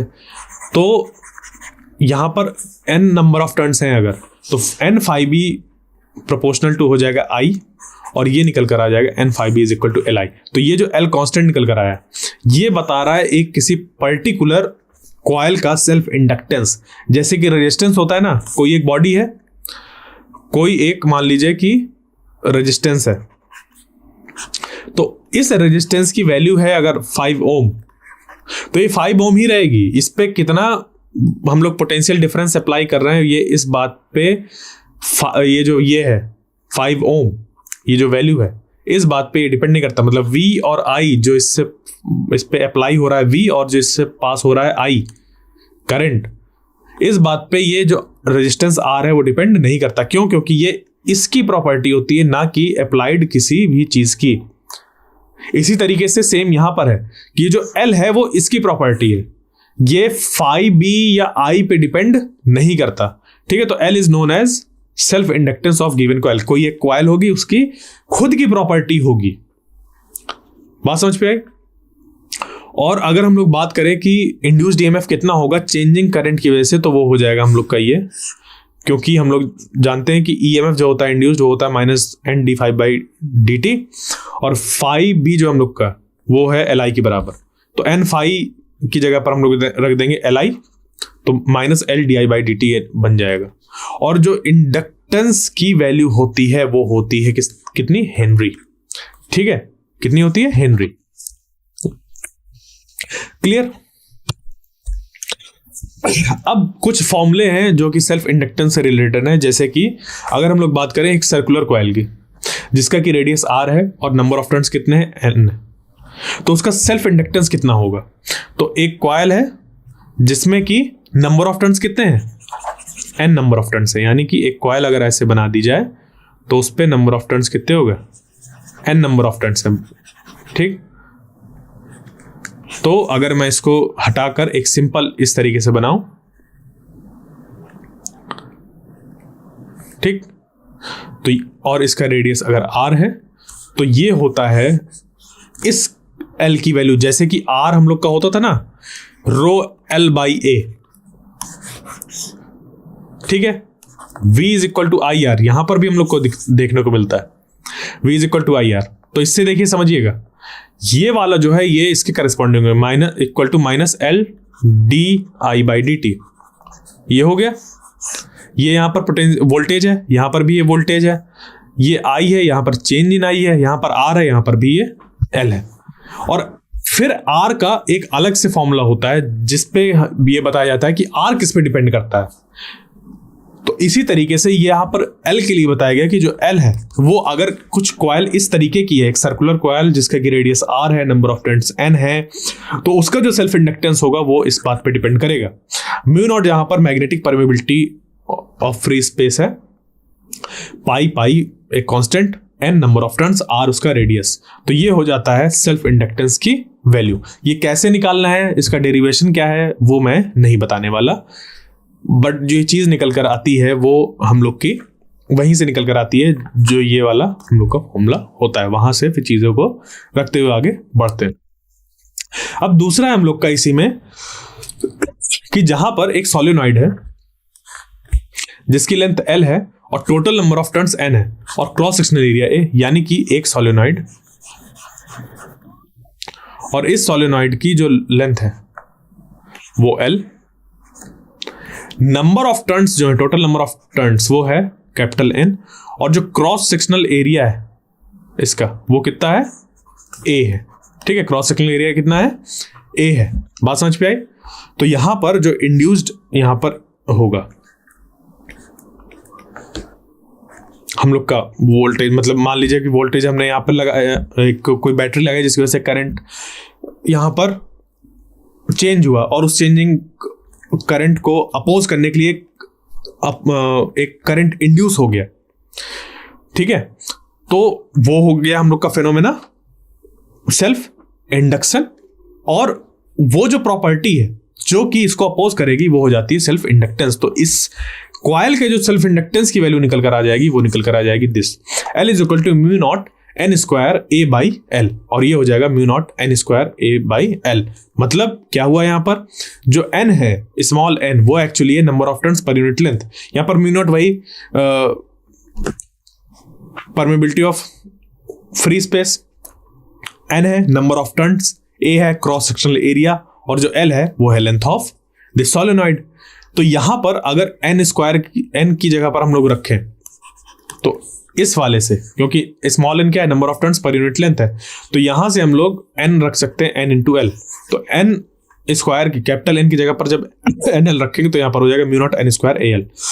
क्लियर? तो ये चीज यहां पर हम लोग का बन जाएगा, ये फॉर्मूला। आप इसको यूज करिए या फिर ये यूज करिए, क्योंकि जब यहां पर ये रखेंगे N स्क्वायर L स्क्वायर होगा बनेगा और L से कट जाएगा, L इधर आ जाएगा। ठीक है, तो ये सिंपल से मैथमेटिक्स है, आप इसको कर सकते हैं, बट आपको समझना है कि आखिर ये है क्या। फिर क्या है यहाँ पर फॉर्म सेल्फ इंडक्टेंस का ही है, बट ये किस तरीके का, एक टोरॉइड की बात हो रही है। टोरॉइड कैसा होता है, टोरॉइड हम लोग का कुछ इस शेप का होता है। ठीक है, यानी कि आप एक सोलेनॉइड लीजिए और उस सोलेनॉइड को आप ऐसे वाउंड कर दीजिए एक सर्कल के तरीके से। तो ये जो पूरा स्ट्रक्चर बनता है इसका रेडियस R हम लोग कुछ ऐसे लेते हैं, यानी कि अगर देखा जाए तो एक इस तरीके का अरेंजमेंट फॉर्म होगा और इसके ऊपर ऐसे कॉइल्स ऐसे लपेटी जाती हैं। ठीक है, सोलेनॉइड ऐसे बनाते हैं। तो ये वाला रेडियस जो होता है इसका मेन रेडियस वो होता है R। ठीक है, तो toroid of radius R and number of turns N, यहां पर और जो नंबर ऑफ टर्न्स हैं वो कितने हैं, कैपिटल N है। तो इसके लिए भी L यही निकल कर आता है, जबकि जो स्मॉल n अगर हम लोग यहां पर रखना चाहें तो वो हो जाता है क्या हम लोग का N divided by 2 pi R। ठीक है, यहाँ पे R कैपिटल R है तो ये बन जाएगा। इस तरीके से चीजें हम लोग निकालते हैं इस पे। ठीक है, अब चलते हैं आगे और देखते हैं, अगर एक स्क्वायर कॉइल हो जिसकी की साइड A है, यानी कि इस तरीके की कॉइल है और इस कॉइल पे नंबर ऑफ टर्न्स जो है वो कितने हैं, N है, इसकी जो साइड है वो A है, तो जो इसका सेल्फ इंडक्टेंस होगा वो कितना हो जाएगा, ये 2√2 divided by pi mu naught N square A। Clear? A उसकी साइड की लेंथ है। अब देखिए, ये जो इंडक्टर होता है, यानी कि वो जो डिवाइस होता है, अगर एक सिंपल इंडक्टर की बात करें तो वो एक कॉइल होती है ऐसे। तो ये वाला जो इंडक्टर है इसमें एक मैग्नेटिक पोटेंशियल एनर्जी स्टोर होती है। कैसे? जब इस पे हम लोग एक बैटरी ऐसे अप्लाई करते हैं। ठीक है, जब हम लोग बैटरी ऐसे इस पे लगाते हैं, यानी कि एक ईएमएफ इसके चारों तरफ हम लोग अप्लाई करते हैं या वोल्टेज अप्लाई करते हैं, तो इसमें कुछ करंट चेंज होता है और उस प्रोसेस में, ठीक है, उस चेंज होने वाली प्रोसेस में, ठीक है, बात समझिएगा, इस पे हम लोग ने बैटरी लगाई। अब ये बैटरी क्या कर रही है, इस पे करंट डेवलप कर रही है I। तो ऐसा नहीं होता है कि हम लोग ने बैटरी लगाया और करंट I अपनी वैल्यू रीच कर गया, वो 0 से I तक, मान लीजिए कि 5 एम्पियर अगर I की वैल्यू है तो 0 से 5 होता है, 0 to 5 नहीं हो जाता ये, या 0 to 5 भी होगा डायरेक्ट, 0 5 स्टेप ऐसा अगर मान लीजिए जा रहा है, 0 है फिर 5 हो गया, तब भी तो चेंज ही हो रहा है। तो इस पे क्या होता है, चेंज होता है ये 0 1 2 3, मतलब अब ये और उस तरीके से चेंज होगा, अलग तरीके से इसका चेंज होने के अलग होता है, वो हम लोग अल्टरनेटिंग करंट वाले चैप्टर में पढ़ेंगे कि किस तरीके से चीजें चेंज होती है। तो मान लीजिए 5 एम्पियर का करंट, इस पे मैक्सिमम जाना है, स्टेडी स्टेट में जो इसका करंट है मैक्सिमम, यानी कि हम लोग जो पढ़ते आ रहे थे कि एक सर्किट है, उस पर हम लोग ने बैटरी लगाया तो उस पर इतनी वैल्यू का करंट फ्लो होने लगा, तो वो जो वैल्यू है करंट की, उस वैल्यू तक रीच करने में जो आई की वैल्यू है वो चेंज होती है। तो to set up a steady current in an electric circuit some work is done, क्योंकि अब 5 एम्पियर तक वैल्यू रीच करने के लिए, क्योंकि लगातार वो चेंज हो रहा है आई, इसकी वजह से, तो यहां पर सेल्फ इंडक्शन की वजह से ये क्या करेगा, ये उस चेंज को अपोज करेगा। सेल्फ इंडक्टेंस जो प्रॉपर्टी है उसकी, सेल्फ इंडक्टेंस तो वहां पर फेनोमेना होगा कि वो अपोजिट डायरेक्शन में करंट को जनरेट करेगा, पर क्यों करेगा, क्योंकि उसकी प्रॉपर्टी होती है। तो वो उसके लिए हम लोग को क्या मतलब कि इस बैटरी को वर्क करना पड़ता है इतना, W = ½ Li², और यही स्टोर हो जाता है इस कॉइल पे एज अ मैग्नेटिक एनर्जी। ठीक है, यानी कि अगर हम लोग इस स्टेट तक इसको करंट पहुंचा दें, फिर उसके बाद ये बैटरी हटा दे, तो ये वापस वहां से हम लोग को मैग्नेटिक जो फील्ड होगी उस पे, क्योंकि यहां पर ये जो इंडक्टर है हम लोग का, इस पे मैग्नेटिक फील्ड में एनर्जी स्टोर हो गई और वो एक तरीके की पोटेंशियल एनर्जी। तो अगर हम लोग यहाँ पर कैपेसिटर लगा दें तो वो ऑसिलेशन करने लगेगा। वो सब हम लोग अगला जो चैप्टर है हम लोग का अल्टरनेटिंग करंट उस पर पढ़ेंगे। क्लियर? तो अभी सिर्फ हम लोग को यहाँ पर ये समझना है कि अगर यहाँ पर हम लोग को एक स्टेडी स्टेट का करंट सेटअप करना होता है तो बैटरी को या एक्सटर्नल एलिमेंट जो होता है उसको वर्क करना होता है, और वो वर्क होता है इतना, और यही वर्क स्टोर हो जाता है इस इंडक्टर पे एज अ पोटेंशियल एनर्जी। ठीक है, मैग्नेटिक पोटेंशियल एनर्जी के फॉर्म में स्टोर हो जाता है, और ये वैल्यू ये होती है ½ Li²। आई जहां पर ये स्टेडी स्टेट वाला करंट है, और जो एल है वो है इंडक्टेंस। ठीक है, वो भी कैसा, सेल्फ इंडक्टेंस। अब बात आती है म्यूचुअल इंडक्टेंस की, इंडक्शन की।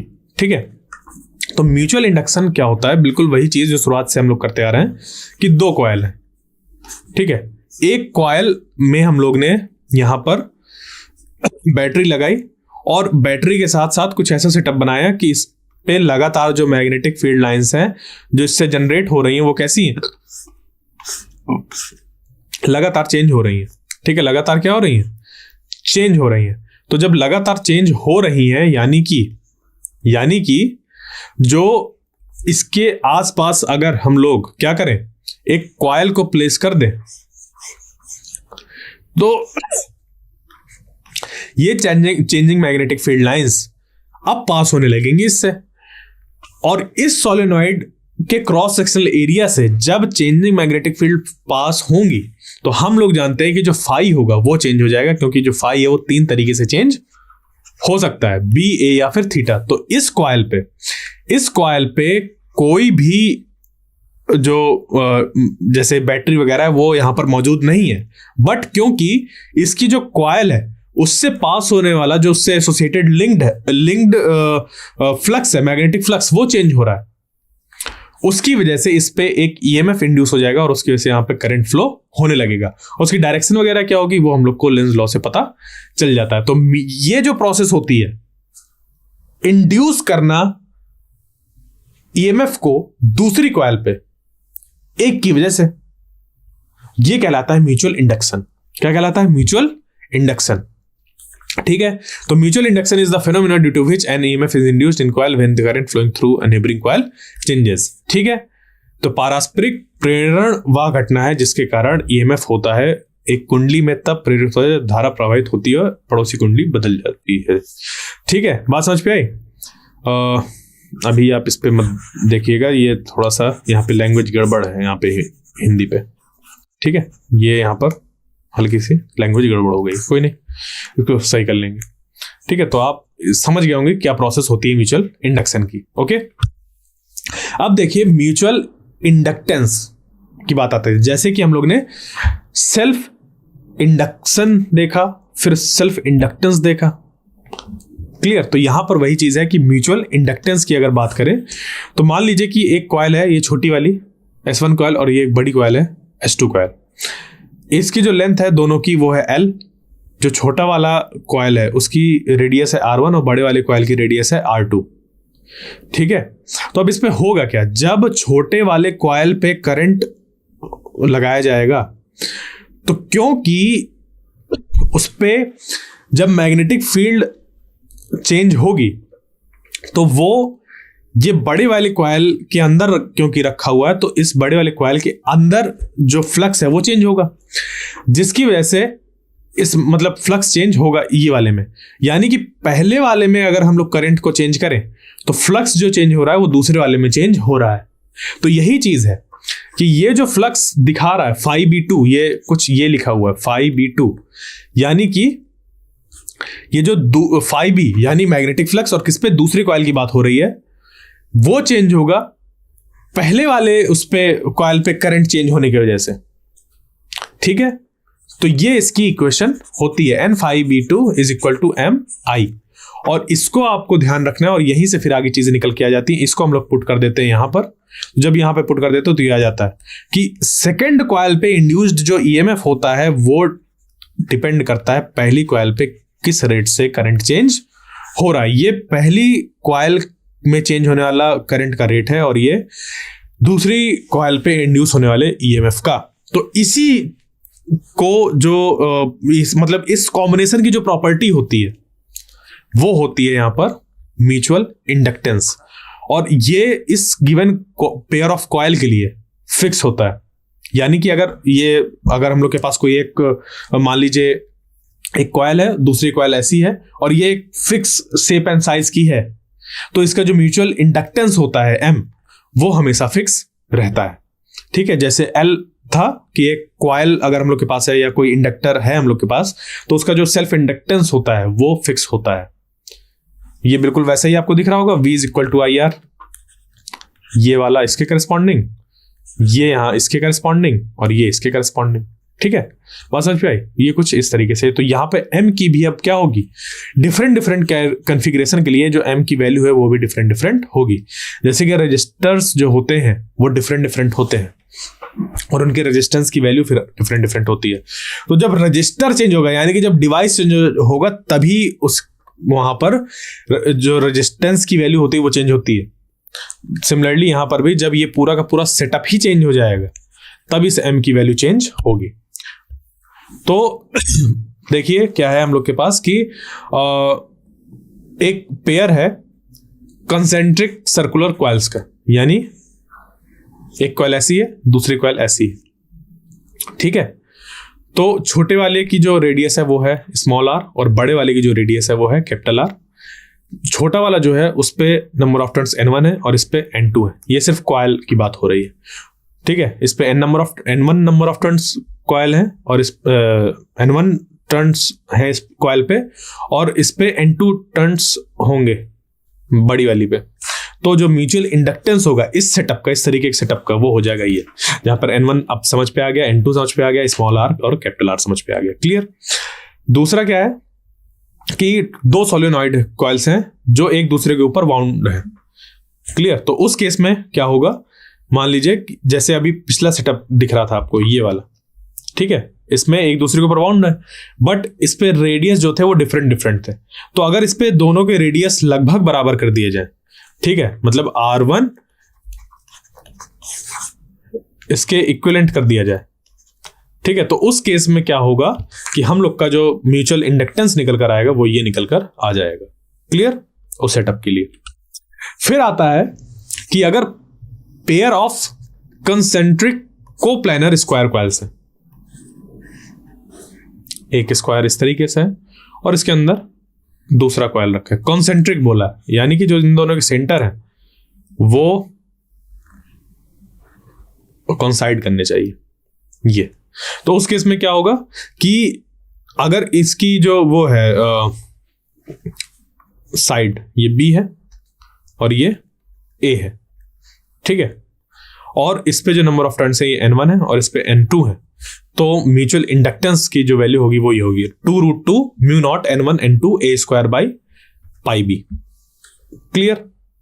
एक और चीज होती है कि M12 और M21 यानी कि mutual inductance of 1 due to 2 और mutual inductance of second coil with respect to 1, ये दोनों बराबर होते हैं, ठीक है, क्योंकि यहां पर एक हम लोग का रेसिप्रोसिटी थ्योरम लगती है और वहां से ये चीज निकल कर आती है। या फिर आप जब इसका पूरा डेरिवेशन करेंगे तो आपको मिलेगा कि ये M12 या M21 दोनों की वैल्यू सेम ही होती है, यानी कि अगर ये सेटअप है तो इस पूरे सेटअप की एक वैल्यू होती है M। आप चाहे उसको M12 करके निकालें चाहे M21 करके निकालें, वो वैल्यू सेम ही निकल कर आएगी, M के बराबर ही निकल कर आएगी। क्लियर। फिर उसके बाद क्या है हम लोग के पास, कॉम्बिनेशन ऑफ इंडक्टर्स। अभी तक हम लोग ने क्या क्या पढ़ लिया, इस पे हम लोग का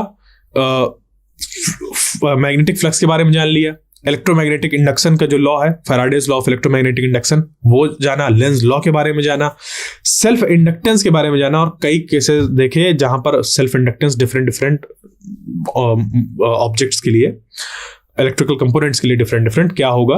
फिर म्यूचुअल इंडक्टेंस, म्यूचुअल इंडक्शन ये जाना, और जो डिफरेंट कॉन्फ़िगरेशन थे उसके लिए एम देखे कि क्या क्या होगा। अब क्या है कि मान लीजिए कि हम लोग के पास दो इंडक्टर हो, क्योंकि अगर कोई एक सर्किट है तो उसमें सिर्फ एक इंडक्टर मौजूद हो जरूरी नहीं है, एक से ज्यादा इंडक्टर हो सकते हैं, जैसे कि रेजिस्टर्स हम लोग के एक सर्किट में ज्यादा हो सकते हैं, यानी कि सर्किट में रेजिस्टेंस बहुत ज्यादा हो सकते हैं। तो जो टोटल रेजिस्टेंस है वो कैसे निकलेगा, हमें उसको सम अप वगैरह करना पड़ता है। तो यहां पर भी इंडक्टर्स के कॉम्बिनेशन के केस में मान लीजिए कि एक इंडक्टर ये है जिसका सेल्फ इंडक्टेंस L1 है और दूसरा इंडक्टर इधर है जिसका सेल्फ इंडक्टेंस ये है, और ये दूर दूर रखे हुए हैं। उस केस में इनको अगर इसी तरीके से सीरीज पे रख दिया जाए, अगर इनको इसी तरीके से सीरीज पे रख दिया जाए तो जो इनका इंडक्टेंस निकल के आएगा रिजल्टेंट सीरीज कॉम्बिनेशन में हो जाएगा L1 प्लस L2। बट अगर इन्हीं को थोड़ा पास ले आए तो जैसे इस पे पास लाएंगे, इसका L1 और L2 तो है बट साथ में म्यूचुअल इंडक्शन भी तो यहां पर लगने लगेगा, क्योंकि इसकी मैग्नेटिक फील्ड लाइंस इससे पास होंगी, हाँ है ना, इसकी इससे पास होंगी, तो म्यूचुअल जो इंडक्शन है वो होने लगेगा। तो यहां पर फिर आ जाता है 2m भी ऐड होता है और या फिर माइनस होता है। वो कैसे होता है कि मान लीजिए दोनों में जो करंट का डायरेक्शन है वो सेम हो, दोनों कॉइल्स पे जो करंट का डायरेक्शन है वो क्या है, सेम हो। तो जब दोनों उस पे कॉइल्स में सेम होगा तो प्लस आएगा, और अगर अपोजिट डायरेक्शन में करंट होगा तो उस पे निगेटिव आ जाएगा, ठीक है। तो प्लस आ जाएगा सेम जब डायरेक्शन होगी, और निगेटिव आ जाएगा जब डिफरेंट डायरेक्शन होगी। क्लियर, बात समझ पे आई। तो ये चीजें हमें इस पे पता होनी चाहिए। अब देखिए क्या है कि अगर इंडक्टर्स को कैसे क्या कंबाइन किया गया, पैरेलल, ठीक है। तो जब पैरेलल कॉम्बिनेशन इसका किया गया तो किस तरीके से इस पे जो बनेगा फॉर्मूला वो होगा ये कि पैरेलल में यानी कि ऐसे रखे हो। तो जब इस केस में होगा इसका L1 है और इसका L2, तो इनका जो और इनको कंबाइन कर दिया गया, ठीक है, इनको पैरेलल कंबाइन कर दिया गया है कुछ इस तरीके से, ठीक है, इस तरीके से कंबाइन कर दिया गया है। तो उस केस में जो यहां पर पैरेलल कॉम्बिनेशन का रिजल्टेंट जो बनेगा वो होगा 1/LP = 1/L1 + L2। अब यहां पे म्यूचुअल इंडक्टेंस वाला क्यों नहीं लगा रहा, क्योंकि जो मैग्नेटिक फील्ड होगी वो इस डायरेक्शन पे होगी, इसकी इस तरफ जीरो मैग्नेटिक फील्ड होती है, तो पैरेलल कॉम्बिनेशन पर ये म्यूचुअल इंडक्टेंस वाले टर्म नहीं आएंगे। क्लियर, यहां से ये निकलकर आ गया। ओके, आगे बढ़ते हैं और बात करते हैं एडी करंट्स के। देखिए एडी करंट जो है वो कुछ इस तरीके का एक फेनोमेना होता है जहां पर कि हम लोग के पास मान लीजिए कोई एक प्रॉपर सर्किट नहीं, बट एक लार्ज पीस ऑफ मेटल है या पीस ऑफ मेटल है इस तरीके का कि अगर उससे पास होने वाला मैग्नेटिक फ्लक्स चेंज हो या फिर वो जो मेटल प्लेट है वो किसी मैग्नेटिक फील्ड में इस तरीके से जाए कि फाइनली मैग्नेटिक फ्लक्स चेंज हो उस मेटल से पास होने वाला, तो उसमें प्रोड्यूस हो जाते हैं कुछ स्वर्लिंग करंट लूप्स। ठीक है, और वही क्या कहलाते हैं? एडी करंट कहलाते हैं। ठीक है, तो अभी बताते हैं इसको क्या होता है। देखिए, ये जो एडी करंट है ये कुछ ऐसा है, मान लीजिए कि आपके पास दो मैग्नेट है, एक नॉर्थ इधर और ये इधर साउथ, और इसका ये इधर नॉर्थ इधर साउथ है। बट हम लोग ने ऐसे कर दिया तो यहां पर मान लीजिए यूनिफॉर्म मैग्नेटिक फील्ड यहां पर स्टैब्लिश हो गई। ठीक, कुछ इस तरीके की मैग्नेट है ये, तो यहां पर एक यूनिफॉर्म मैग्नेटिक फील्ड स्टैब्लिश हो गई। तो जब यूनिफॉर्म मैग्नेटिक फील्ड यहां पर स्टैब्लिश हुई तो अब हुआ क्या यहां पर, वो देखिए। अगर आपने कोई एक मान लीजिए मेटल सीट है, उस मेटल सीट को क्या किया, इससे पास कराए, उसको आप लगातार क्या कर रहे हैं, ऐसे ऐसे पास करा रहे हैं, यानी कि आपके जो मैग्नेट रखे हैं वो ऐसे रखे हैं और इसके बीच से ऐसे ऐसे ऐसे ऐसे जो मेटल प्लेट है वो आप उसको मूव करा रहे हैं। तो जब ये मेटल प्लेट अंदर जा रही है मैग्नेटिक फील्ड के रीजन पे, तो मैग्नेटिक फ्लक्स क्या हो रहा है, बढ़ रहा है, उससे पास होने लगा, यानी कि चेंज हो रहा है। चेंज जरूरी है। और जब ये बाहर निकलेगा तो इससे पास होने वाला जो मैग्नेटिक फ्लक्स है वो डिक्रीज होगा, तो चेंज तो हो गई। तो हुआ क्या, इसमें हुआ कुछ ये चीज कि इसकी जो मैग्नेटिक फील्ड लाइंस के पास होने की वजह से यहां पे चीजें बनी, ये प्रोड्यूस कर देंगी, क्योंकि मैग्नेटिक फ्लक्स चेंज हो रहा है इस प्लेट से रिलेटेड एसोसिएटेड, इस प्लेट से एसोसिएटेड जो मैग्नेटिक फ्लक्स है वो चेंज हो रहा है। तो यहां पर प्रोड्यूस हो जाएंगे सर्कुलेटिंग करंट लूप्स। क्या प्रोड्यूस हो जाएंगे, सर्कुलेटिंग करंट लूप प्रोड्यूस हो जाएंगे कुछ इस तरीके के। ठीक है, अब ये बड़े भी प्रोड्यूस हो जाते हैं ऐसे ऐसे, यानी कि ज्यादा वैल्यू के। तो उसकी वजह से क्या होगा, अब क्योंकि इस पे करंट लगातार फ्लो होगा तो ये क्या करेंगे, एक हीटिंग इफेक्ट को भी जनरेट करेंगे, क्योंकि यहां पर एक एक्सटर्नल वर्क हो रहा है और उसकी वजह से यहां पे करंट इंड्यूस हो रहा है। तो उस करंट, जो इंड्यूस्ड करंट है, वो अपनी कहीं एनर्जी आगे ट्रांसफर करेंगे तो फाइनली हीट में कन्वर्ट हो जाता है। ठीक है, एक तो प्रोसेस ये है।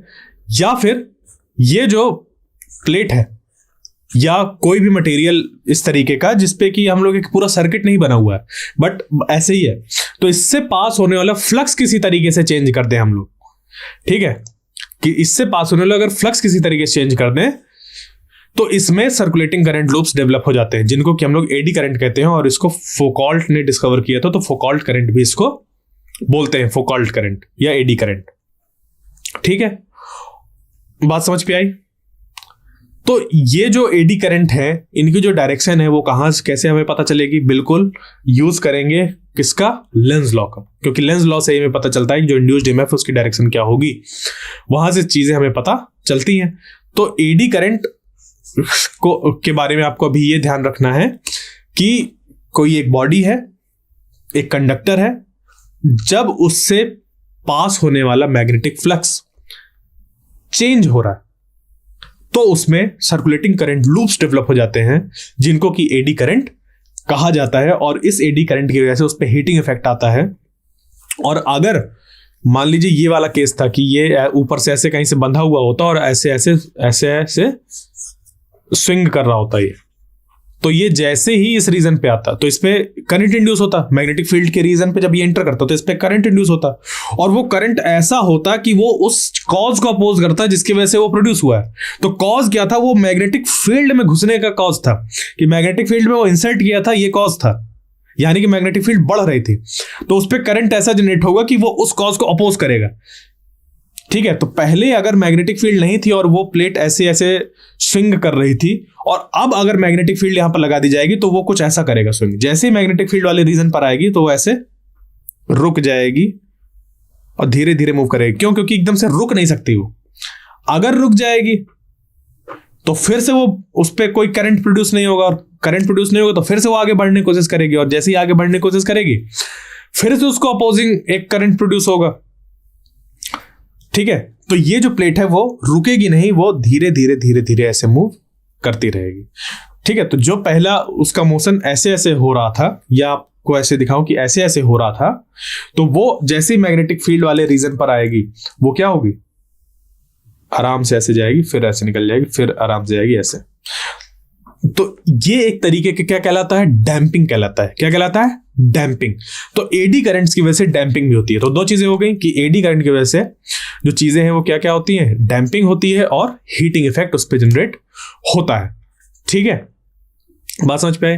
तो अब एडी करंट का कुछ हम लोग का यूज भी है और कुछ इसका नुकसान भी है।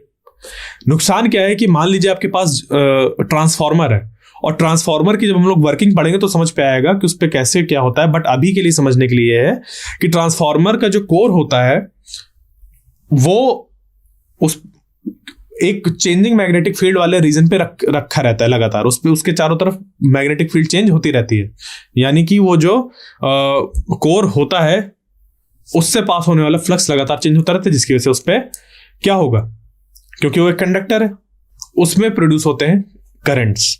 तो उसको क्योंकि उस पर लगातार जब प्रोड्यूस होते रहेंगे तो वो हो जाएगा बहुत ज्यादा हीटअप और वो फिर मेल्ट हो जाएगा। तो उससे बचने के लिए कुछ इंतजाम किए जाते हैं। वहां पर जो कोर बनता है वो एक सिंगल पीस का नहीं बनता है कि इस तरीके का कुछ बना दिया गया। वो जो कोर बनाते हैं, ठीक है, वो इस तरीके की सीट्स होती हैं। उन सीट्स की मतलब बहुत ढेर सारी सीट्स की लेयरिंग करते हैं। ठीक है, एक सीट ऐसे हो गई, उसके ऊपर दूसरी सीट, तीसरी सीट, चौथी सीट, पांचवी सीट, छठी सीट, और ये सारी की सारी सीट्स के बीच में लैमिनेशन होता है ताकि बहुत ज्यादा अमाउंट पे करंट प्रोड्यूस ना हो। और यहाँ पे सॉफ्ट आयरन का यूज किया जाता है। ठीक है, तो वो सब उस पर पढ़ेंगे जब हम लोग ट्रांसफार्मर के केस में पढ़ेंगे कि उस पर किस तरीके के लॉसेस होते हैं। ट्रांसफार्मर के बारे में जब पढ़ेंगे वो अपने अगली क्लास में है।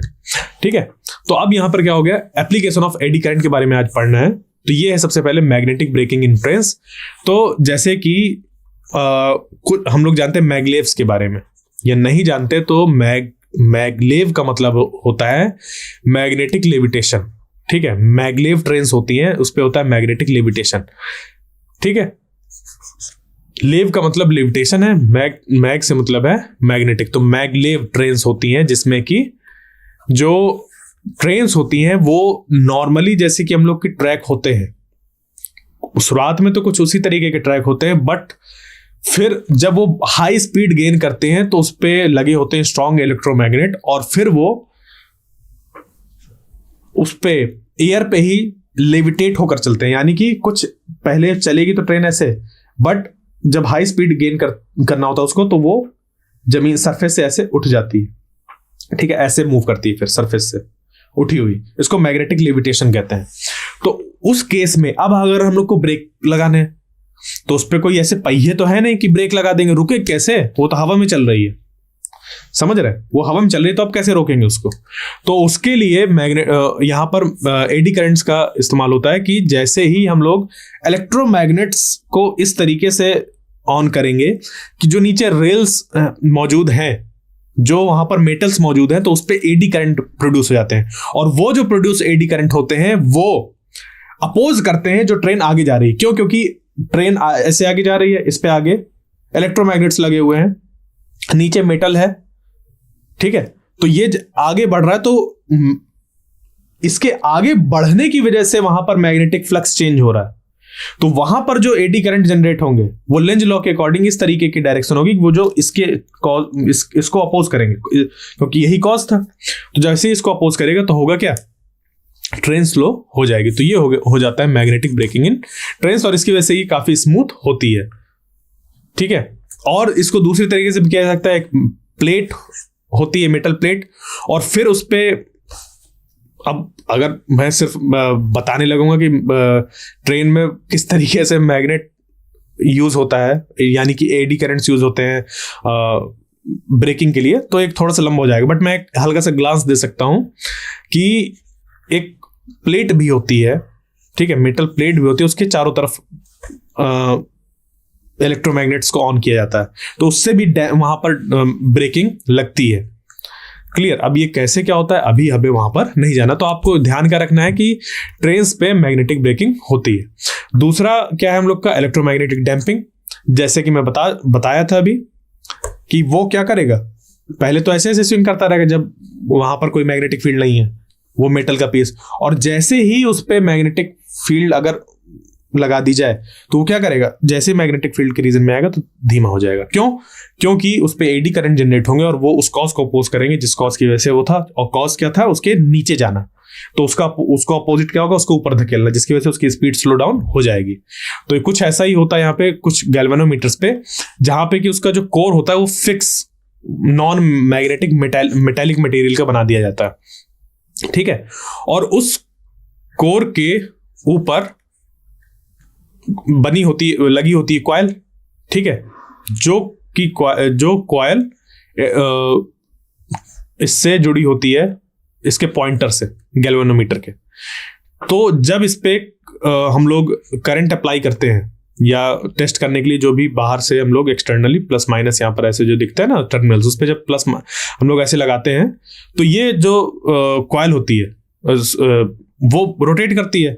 तो सेंटर से जो ये पॉइंटर होता है वो इस तरफ कहीं आ जाता है, और वो फिर ऐसे जैसे ही हम लोग एक्सटर्नल जो ये सोर्स होता है ईएमएफ का उसको हटाते हैं तो ये ऐसे ऐसे ऑसिलेट करने लगती है।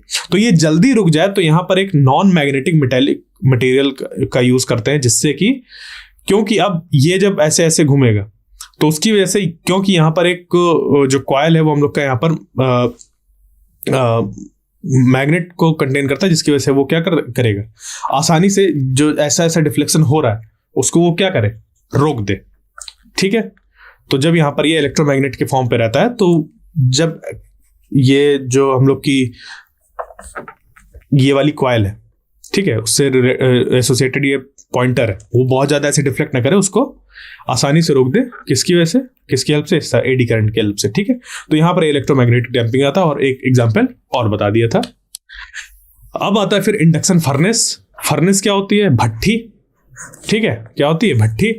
तो इंडक्शन फर्नेस एक ऐसी भट्ठी होती है जहां पर कि जो मेटल होते हैं, मेटल्स के चारों तरफ लगाई जाती हैं इलेक्ट्रोमैग्नेट्स। क्या लगाए जाते हैं, इलेक्ट्रोमैग्नेट्स, और वो इलेक्ट्रोमैग्नेट्स इस मेटल से जो पास हो रही होती है मैग्नेटिक फील्ड लाइंस उसको चेंज करते हैं, यानी कि फ्लक्स चेंज करते हैं। तो इस फ्लक्स की चेंज होने की वजह से यहाँ पे जनरेट होने लगते हैं एडी करंट। क्या जनरेट होने लगते हैं, एडी करंट। और ये एडी करंट प्रोड्यूस करते हैं क्या, हीट, बहुत ज्यादा अमाउंट पे, ठीक है, क्योंकि करंट है ये, तो I स्क्वायर RT, और यहां से फिर ये क्या हो जाता है, इस जगह पर हीट हो जाता है, मेल्ट हो जाता है, मेल्ट तक भी हो जाता है, ठीक है। और आता है एक इसका यूज, पुराने मेटल जो हम लोग के एनालॉग इलेक्ट्रिक मीटर होते थे उसमें इनका यूज किया जाता है। अब तो डिजिटल लगने लगे हैं घरों पर, बट पहले ये एनालॉग लगते थे, उस पे एक डिस्क लगी होती थी, एक शाइनी मेटल डिस्क लगी होती थी, तो वो रोटेट करती रहती थी। वो क्या करती थी, मान लीजिए मीटर आपने कभी गौर किया हो तो उस पे ऐसे नंबर लिखे रहते हैं, ठीक है, 0 1 2 0 2 3 4, इस तरीके से कुछ नंबर लिखे रहते हैं। और ये नंबर क्या करते हैं, जब ये वाला नंबर एक राउंड पूरा करता है तो ये फिर एक बढ़ता है, फिर ये जब एक राउंड पूरा कर लेता है तो ये एक बढ़ता है, तो इस तरीके से ही बढ़ता है। और ये वाला जो जुड़ा रहता है, ये जुड़ा रहता है एक शाइनी मेटल डिस्क से, और ये शाइनी मेटल डिस्क के चारों तरफ मौजूद होते हैं इलेक्ट्रोमैग्नेट्स, जो कि इसको मूव कराते हैं। एडी करंट इस पे प्रोड्यूस होते हैं, जिसकी वजह से ये मूव होने लगता है, सर ये गोल गोल घूमने लगता है, जिसकी वजह से इसको अटैच कर दिया जाता है इसके साथ। तो जितना ज्यादा अमाउंट में करंट उस घर पर जा रहा होगा, जितने ज्यादा अमाउंट में करंट जा रहा होगा, क्योंकि वोल्टेज तो सेम है, घटता बढ़ता वहां पर करंट है, तो जितना ज्यादा करंट जा रहा होगा उसकी वजह से इसकी जो स्पीड है वो बढ़ जाएगी, और इसकी स्पीड बढ़ने की वजह से ये तेजी तेजी घूमेगा, जिसकी वजह से जो चीजें हैं वो रिकॉर्ड हो जाएंगी। तो इलेक्ट्रिक पावर मीटर पर ये एडी करंट का यूज होता था, ठीक है। तो इस तरीके से आज हम लोगों ने देखा कि इलेक्ट्रोमैग्नेटिक इंडक्शन क्या होता है, उससे रिलेटेड चीजें क्या हैं, वो उसका जो फैराडेज इलेक्ट्रोमैग्नेटिक इंडक्शन का जो लॉ है, Faraday's law of electromagnetic induction, वो क्या होता है, सेल्फ इंडक्टेंस क्या होता है, इंडक्टर क्या होता है, सेल्फ इंडक्शन क्या होता है, म्यूचुअल इंडक्शन क्या होता है, म्यूचुअल इंडक्टेंस क्या होता है, म्यूचुअल जो हम लोग का ये पूरा फिनोमिना है म्यूचुअल इंडक्शन वाला, वो कैसे होता है। अलग अलग कन्फिग्रेशन के लिए सेल्फ इंडक्टेंस को देखा है, अलग अलग कन्फिग्रेशन के लिए म्यूचुअल इंडक्टेंस को देखा है। तो ये सारी चीज़ें क्या है हम लोग की आज के क्लास में कवर हुई हैं। अब जो इसका अगला होगा अल्टरनेटिंग करंट है इसके बाद, तो उस पर हम लोग पढ़ेंगे किन चीज़ों को, यही अब हम लोग क्या कर सकते हैं, इलेक्ट्रोमैग्नेटिक इंडक्शन जो है उससे प्रोड्यूस कर सकते हैं अल्टरनेटिंग करंट। तो वो अल्टरनेटिंग करंट कैसे प्रोड्यूस होता है, अल्टरनेटिंग करंट होता क्या है, ठीक है। फिर उसको हम लोग इंडक्टर पे अप्लाई करेंगे, कैपेसिटर पे अप्लाई करेंगे, रजिस्टर पे अप्लाई करेंगे, इन सब में की जो चीज़ें हैं बाकी वो सब को देखेंगे। फिर ट्रांसफार्मर और एसी जनरेटर के बारे में भी पढ़ेंगे। तो आई होप आज का जो सेशन था आपको समझ पे आया होगा, और फिर भी आपके किसी तरीके के कोई जो क्वेरीज वगैरह हो तो आप साथ ही ऐप के क्वेरी सेक्शन पे जाके अपने जो डाउट्स हैं वो पूछ सकते हैं। तो थैंक यू।